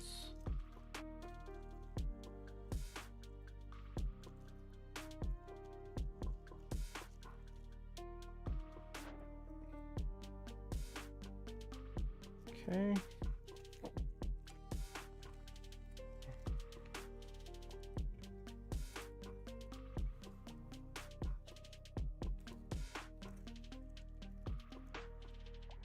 All right. Should be good. This goes on like this. Yep. Okay. Got both of our top bearing stacks. So let's go ahead and throw these bearings back in here. The shim's right here. And then direction. I want to make sure I'm doing this right. So let's bring you guys up a little bit. Zoom out a little. Okay, this definitely needs to get flipped around like this.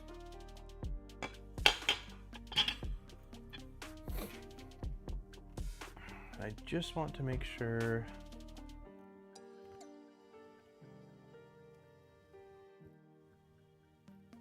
Yeah, I think this is right. I'm just trying to make sure that the pieces I put on are on the right direction. So if I go, that looks right. Yeah. Okay.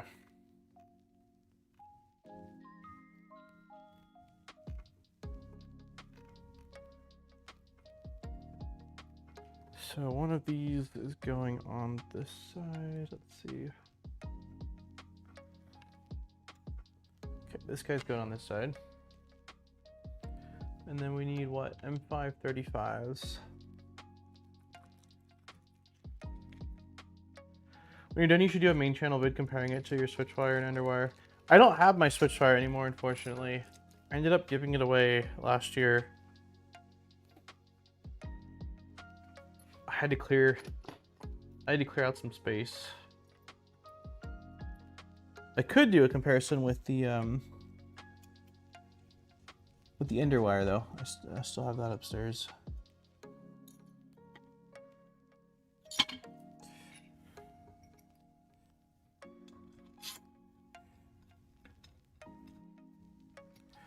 Okay. I think we'll just use a block to try to get this as close to the edge as possible.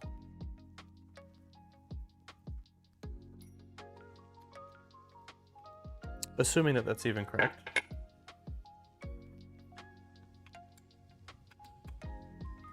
Yeah, I think comparing it to the underwire probably makes more sense as well. Just because it's, I mean, it's a CoreXZ, so it does have that with the switchwire, but it feels to me like it makes more sense to compare the underwire. I'm sorry, underwire. Maybe even just largely from a cost standpoint, because this is way cheaper than a switchwire, while an underwire I think would be similarly priced. Hey zombie.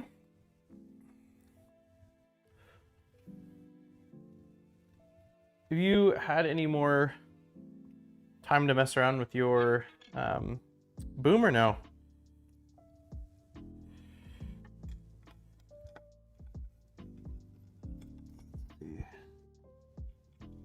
That's lined up pretty good.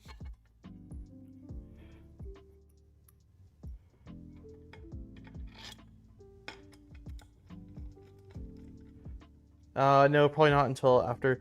Wait, when is Murph? We're in June now. It's probably really soon.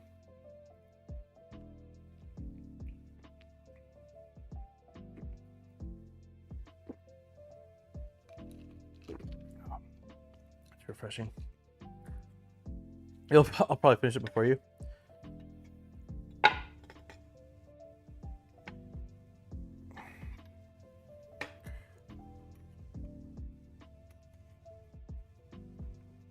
Oh, wow. Yeah, it's really soon.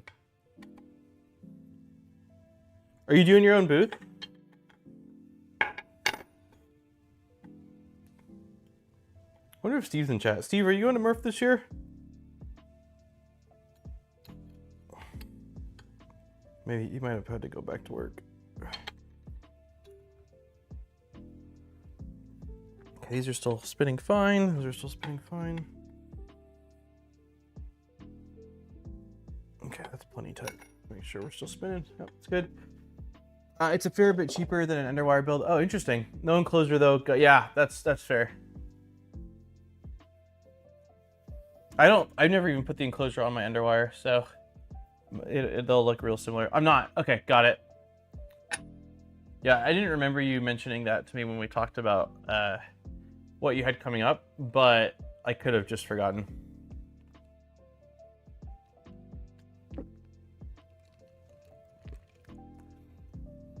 Okay, so we got both these in, and I think we're doing the little, yeah, this guy. I think this is for the, what's it called, a keyback, or a keyback, right? Even though it's not exactly a keyback. They're using, it serves the same purpose, but it's like a knockoff keyback. The official keybacks are pretty expensive. I remember looking at them during the Switchwire build, and I thought they were kind of pricey.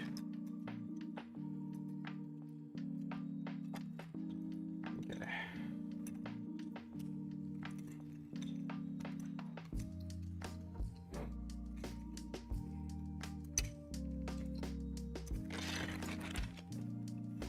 Okay, so we are flipping this guy around. We should have one. Yeah, we do have one nut in the corner here. We'll zoom in a little bit.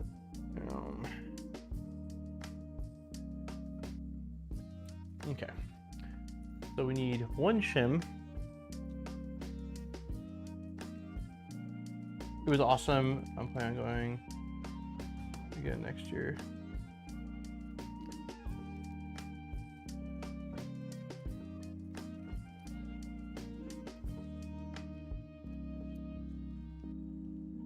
Maybe I'll plan for next year's. I just my parents won't be out here, so I don't know how I would do that. If I'd bring the kids, or what I would do with Monkey, I don't know. I'd love to go though. I just know that like it would need to be a family trip, or at least like me and Aaron. I'd feel bad going without her. Like I couldn't do it. So I'll have to see if I can figure out something way in advance. All right, M516. How was the weather, Steve?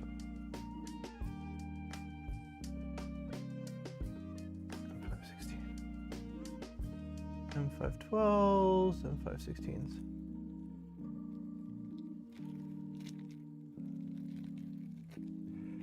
Okay.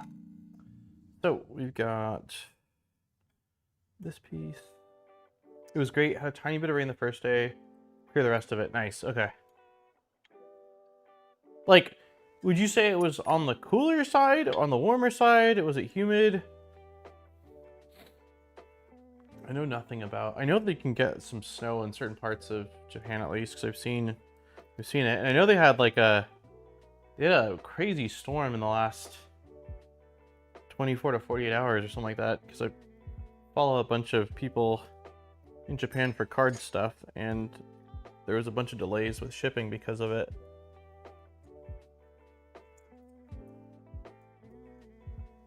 Okay, so we got our little stack, and I think this guy just kind of butts up against the end here. Had a typhoon on the way in after we left, though. Okay, that's what I saw. I saw some people posting videos of it.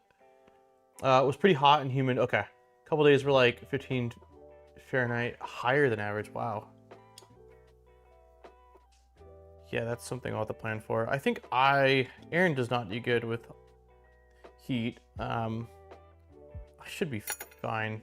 Just a lot of shorts and a lot of water, but okay, that's in. So we are done, I think, with the top section of the extrusions. Nice. Yeah, now we're working on the x-axis. Sweet. All right, I'm gonna move this guy out of the way as well. We'll start a little bit on the, what time is it right now? We don't have a lot of time left, but yeah, we'll get started on the x-axis. Also, giveaway links open for anyone that either wasn't here and just joined in or just missed it. The Polymaker giveaway link is open. So if you want to enter in, we'll do our drawing in about 15 minutes here. Okay, final extrusion. Amori City in Japan is the world's snowiest city. Oh wow, interesting. Blame it on El Nino. All right, so we need M5 and we need both T-nuts. Where? Here we go. So for M5s, we'll just do M5s first. That's not, you guys can't see anything. All right, we'll just go like that. Kind of in focus, yeah. So with the extrusion facing like this, we need an M5. Wait, no, that's backwards. Like that, yeah. M5 on this side.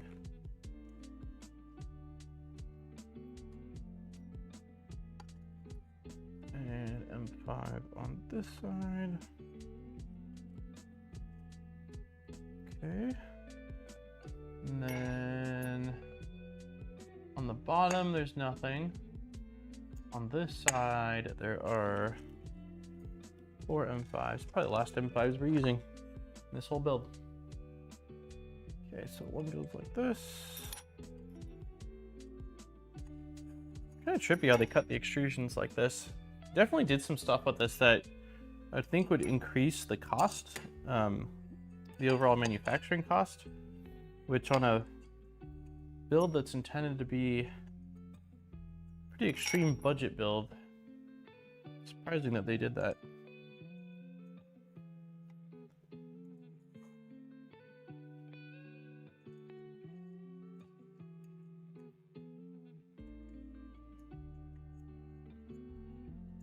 Okay, then we need on the very end 2 M3 nuts.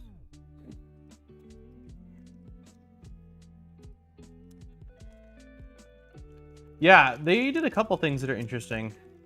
The linear rods, I don't know if you saw that, Steve, but I walked it away already, so I'll just show you in here. But the vertical linear rods are drilled and they've got threads in them. So you basically slide the linear rod in with the M5 thread, and then you bolt directly through the extrusion into those linear rods to kind of secure it, which is nice. Like it definitely holds it really tight, but that's another one of those things where I'm like, for the manufacturing cost, that seems like an interesting choice. And then they did something else with the bed. Let me see really quick here.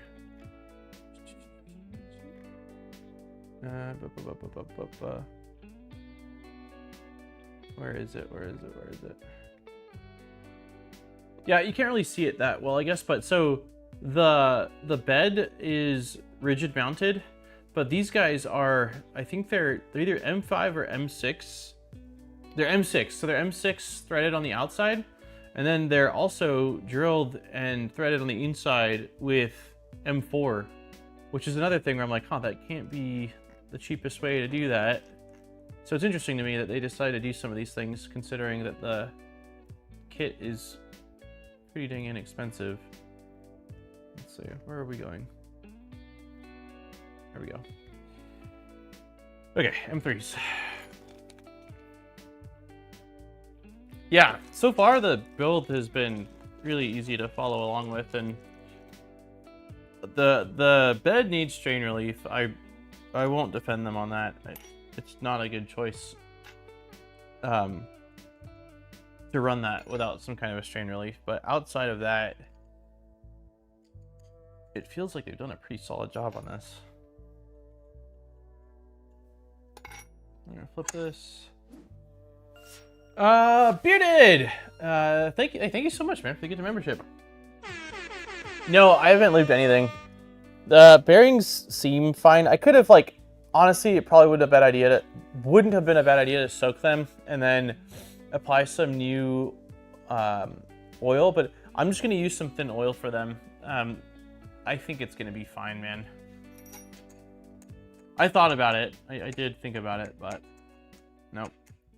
Decided not to.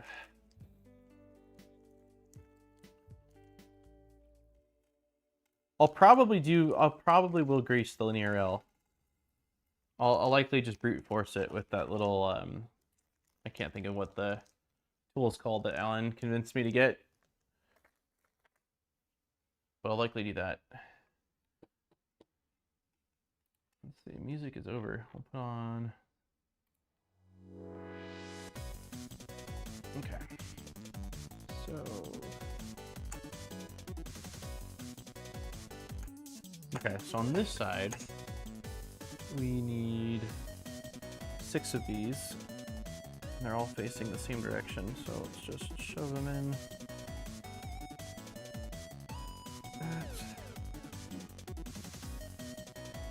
They're so dry, I'm gonna lube them. I wonder if they changed things up, man. Mine didn't seem dry at all. Wait, you're talking about the LMA UU bearings, right? Not the linear rods?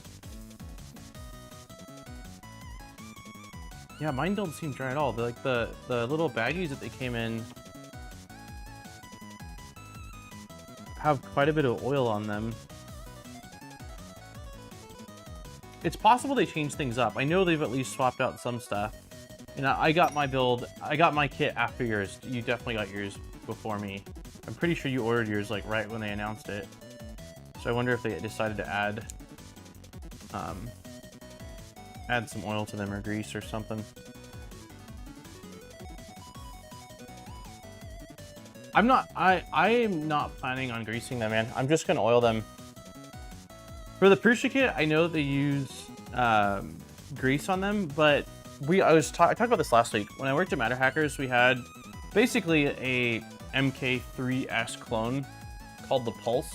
I don't know if you know that printer or not. I'll show you because it's, let's see. Matter Hackers Pulse. So this is it. And it's basically just an MK3S, or yeah, MK3S clone with some slight changes. But we always just used a machine oil for the bearings, and they worked great. Like, there was no problems on them. So I'm just gonna oil them, not grease them, which will be a lot easier because I don't know how effective greasing with them installed is gonna be.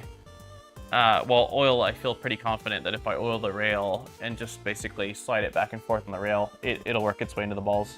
Oh, you guys can't see. Oh my god. Classic me. Sorry. Sorry. But yeah, it's basically just a... Yeah.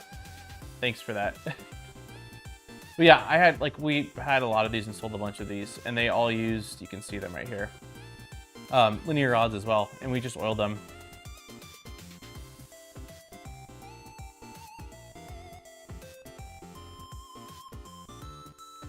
But yeah, we never greased them. We greased the linear, the lead screws, but that was it.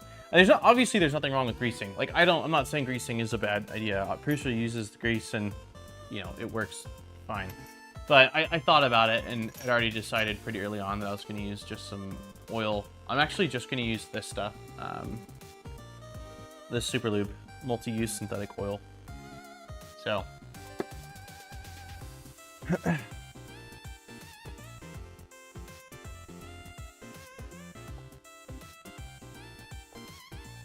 I do think for a build like this, where I would describe this as a build that's probably geared towards like a beginner build, it would be nice to have instructions on what they recommend.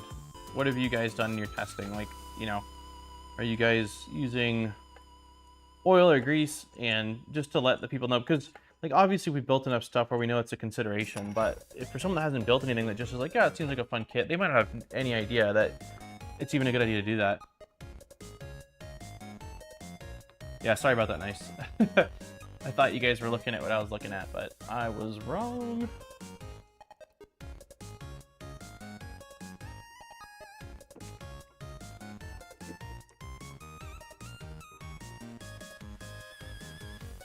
Back in the gearing is still the best. Yeah.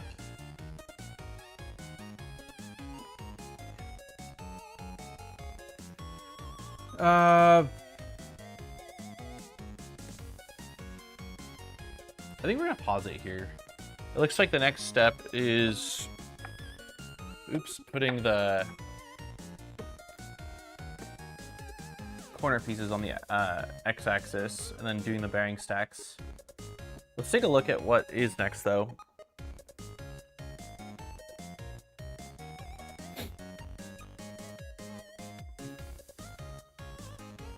So we're doing bearings on both sides, then linear rail, then attaching the linear rail, then dropping the frame, dropping the top on the base,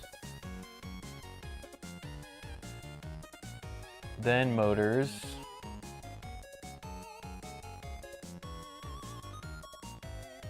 and then we're basically on carriage and tool head.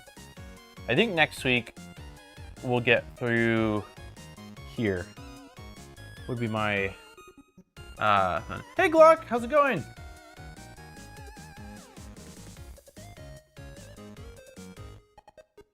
Those are pretty fun. Wait, what's pretty fun?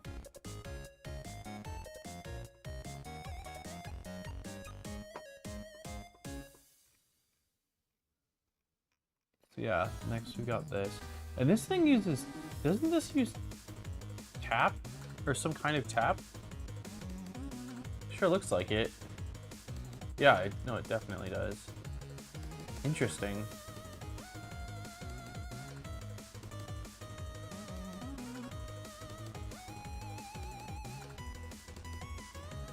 Oh, the bearing stacks. Then the dragon burner.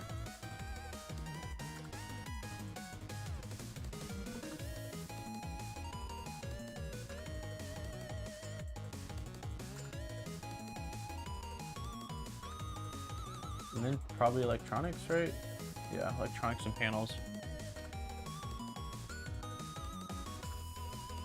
So I'm thinking one more stream, probably one more stream to get the x-axis rail. AC funds, smiley face emoji, love you gesture emoji. Nice, thank you very much, man, for the AC fund donation. It is definitely getting hot in here today. When I walked out here to get things set up, it felt like getting smacked a little bit by the warmer air in here. I still don't know that it's gonna happen this season. I would love to, because I know we're barely, I mean, it's only gonna be 86 today and it still feels really hot in here. So once we get into like a week in the upper 90s or mid 90s, it's gonna be brutal. So we'll see. I gotta get, it'd be nice if I could narrow down the model number and brand for the mini split that I want to get, as well as if I'm going with one that's going to require me to, I'm hoping to find one that the line is pre-charged, but I saw that there's a company or a couple companies that make it where like it's all in the main unit itself, and then when you loosen the bolts on there, that's when it sort of charges the line. But I did see on a few of them, you can cut and flare the copper lines to make them the height you want. So I would like to go that route versus Mr. Cool. You basically can't. If you cut the line, you'd have to have like an AC technician, or you'd have to get the stuff to charge the line yourself. So I'm hoping to find one that'll work where I can cut and flare the lines, have it be pre-charged, and go from there. So we'll see. It's tap-up with a micro switch built on the tool head breakout. Interesting. I did a Mr. Cool DIY. It was very easy. It would be nice to have a custom-sized tubing. Nice. When you redid the studio garage, or like a studio, it wasn't a garage. It was like, wasn't it a shed that you converted? Or maybe it was a garage. That's what you went with in there? Yeah, I was pretty sold on Mr. Cool. I was pretty sold on Mr. Cool for a long time. And I still think it's a great product. I just was, after looking at it a lot, don't really know what I would do with all the extra tubing in like the location it's going to be at. So I'm looking at another option, but I've seen a lot of people that have had those units for years and said that they're awesome. My garage, which is basically a shed, got it.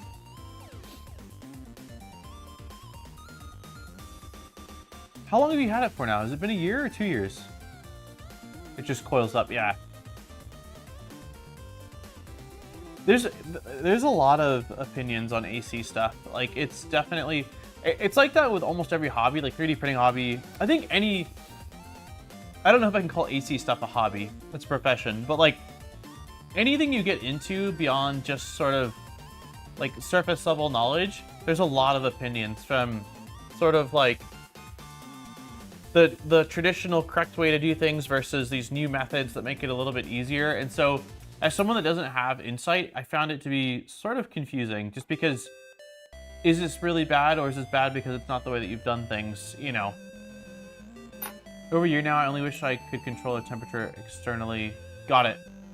Which wouldn't be a big deal for me. Is Discord name different than the Discord username? No, it's the same thing. I hardly ever reach out via Discord, Spectra. It's only if like it's a person I've talked to a lot on Discord, I'll just be like, hey, I'll shoot him a message. But 99% of the time, for the filament giveaway, I just email the winner. Also, one more minute, if you want to enter in the giveaway for Polymaker filament or Polymaker gift card, it's pinned in chat. I'm gonna remove it in one minute here. I know, nice. I know, nice.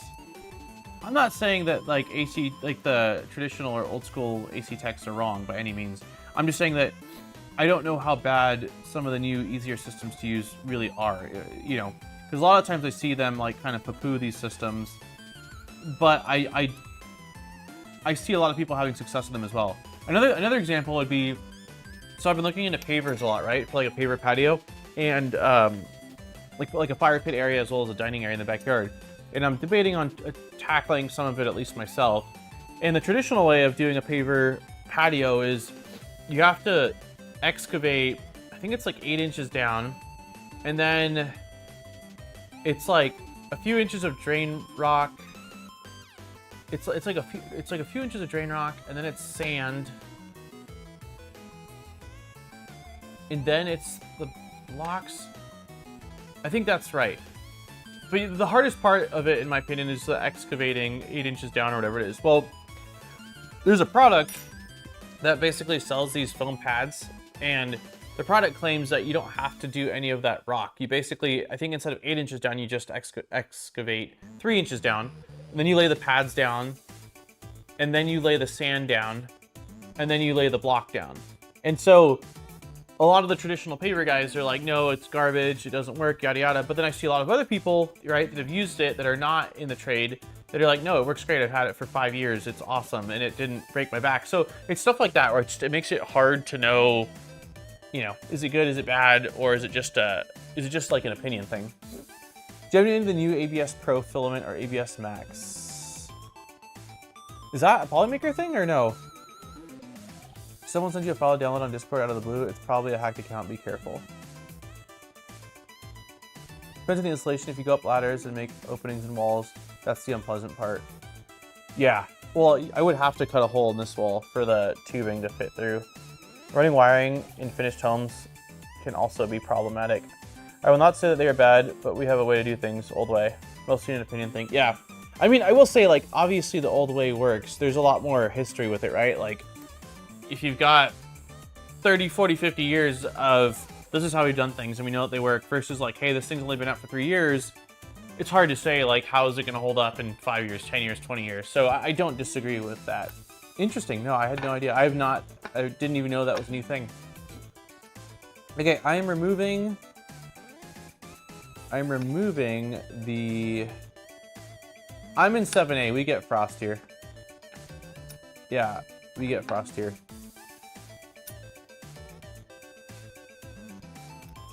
Okay, I am removing the link. So if you're filling out the form,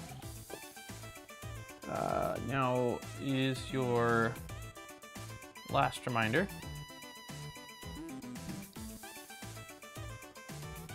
All the owners installed pavers need to be... Oh, got it, yeah. Yeah, I mean, I know that's a big part of the digging, like digging deep, then using the rock and compacting the rock. Usually they use a like automatic plate compactor. I've got a hand tamper. I'd probably just use that, which is going to be awful. But I don't have a trailer, like an easy way to get one of those rented from Home Depot. And then the sand. And then a trim around it, basically to help lock everything in. And then polymeric sand on top that you water in to sort of lock everything in place. And then tamp it, I think. I enjoy and hate DIY garden and landscape projects. Like it's so frustrating, some of it, but also really rewarding.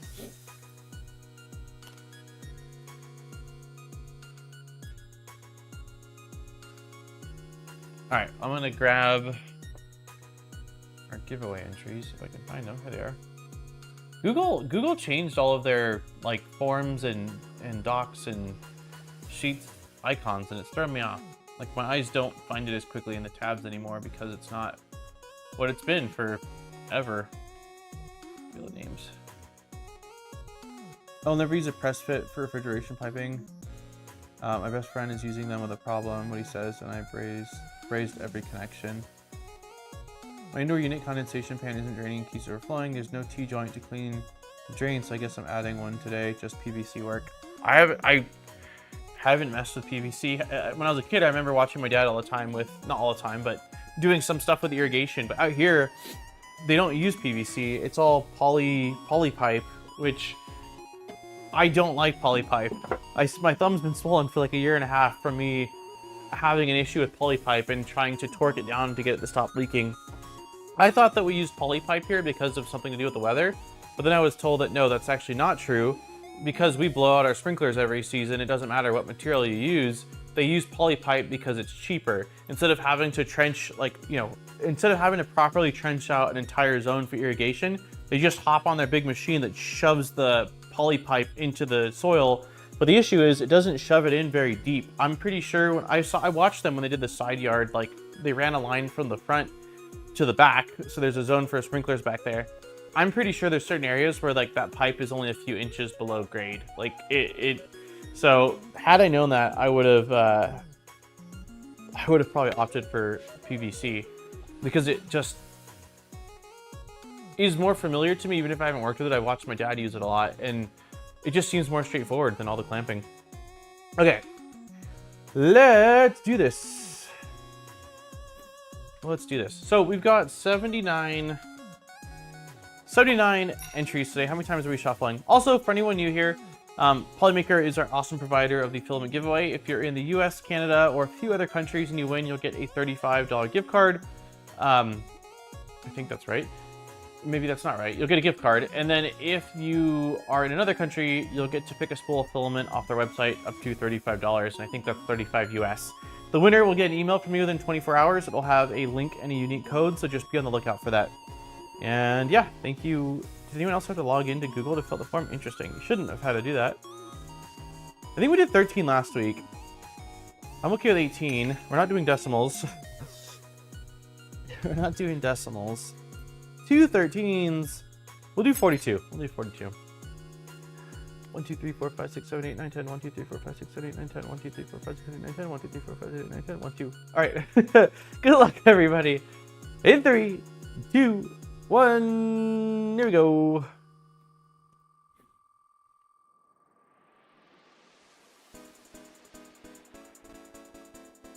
It rolled right over nice. It almost got Deanna. Jimborino, you just won. I know you just won in the last like 2 weeks here. Congratulations, Dan. I know for sure because Jimborino is not a name I'll ever forget. So Jim Brino is this week's winner. Congratulations to you, man. I don't know, I can't remember if you're in the US or not. If you're in the US, then you are getting a pile of gift cards here. If not, regardless, it's still awesome that you get some more filament. So thank you everybody for entering in. Yeah, Deanna was super close this time. Thank you, nice for the donation. Smash the thumbs up, everyone. So yeah, next week we will finish the X-axis, which we barely started. We have nuts in, so we'll add the rail, add the bearing stacks, attach it to the Z tower, we'll call it that, and try to get the belts. I think the belts are being routed as part of it. Maybe not, because we did the motors first. But I'd like to get up to where we're going to be working on the X Gantry after next week. Or not X Gantry, X Carriage after next week. That's my target. So thank you all for being awesome. Just remember, everyone, even if you don't win a giveaway, you're all still winners in my book. That's what we're going to do. Let's cheer for that. She was 10 millinewtons away from winning, yeah. Finish your Murph projects for those who are going zombie. Holy cow, dude, you're at 46 months, man. That is... Thank you so much for almost 4 years of support. That is incredible. Yeah, everyone that is going to Murph, finish your project. And you said it's this weekend, like as in today's Wednesday and people are going in 2 days? Or no, it's 1 week, like 1 week from this weekend.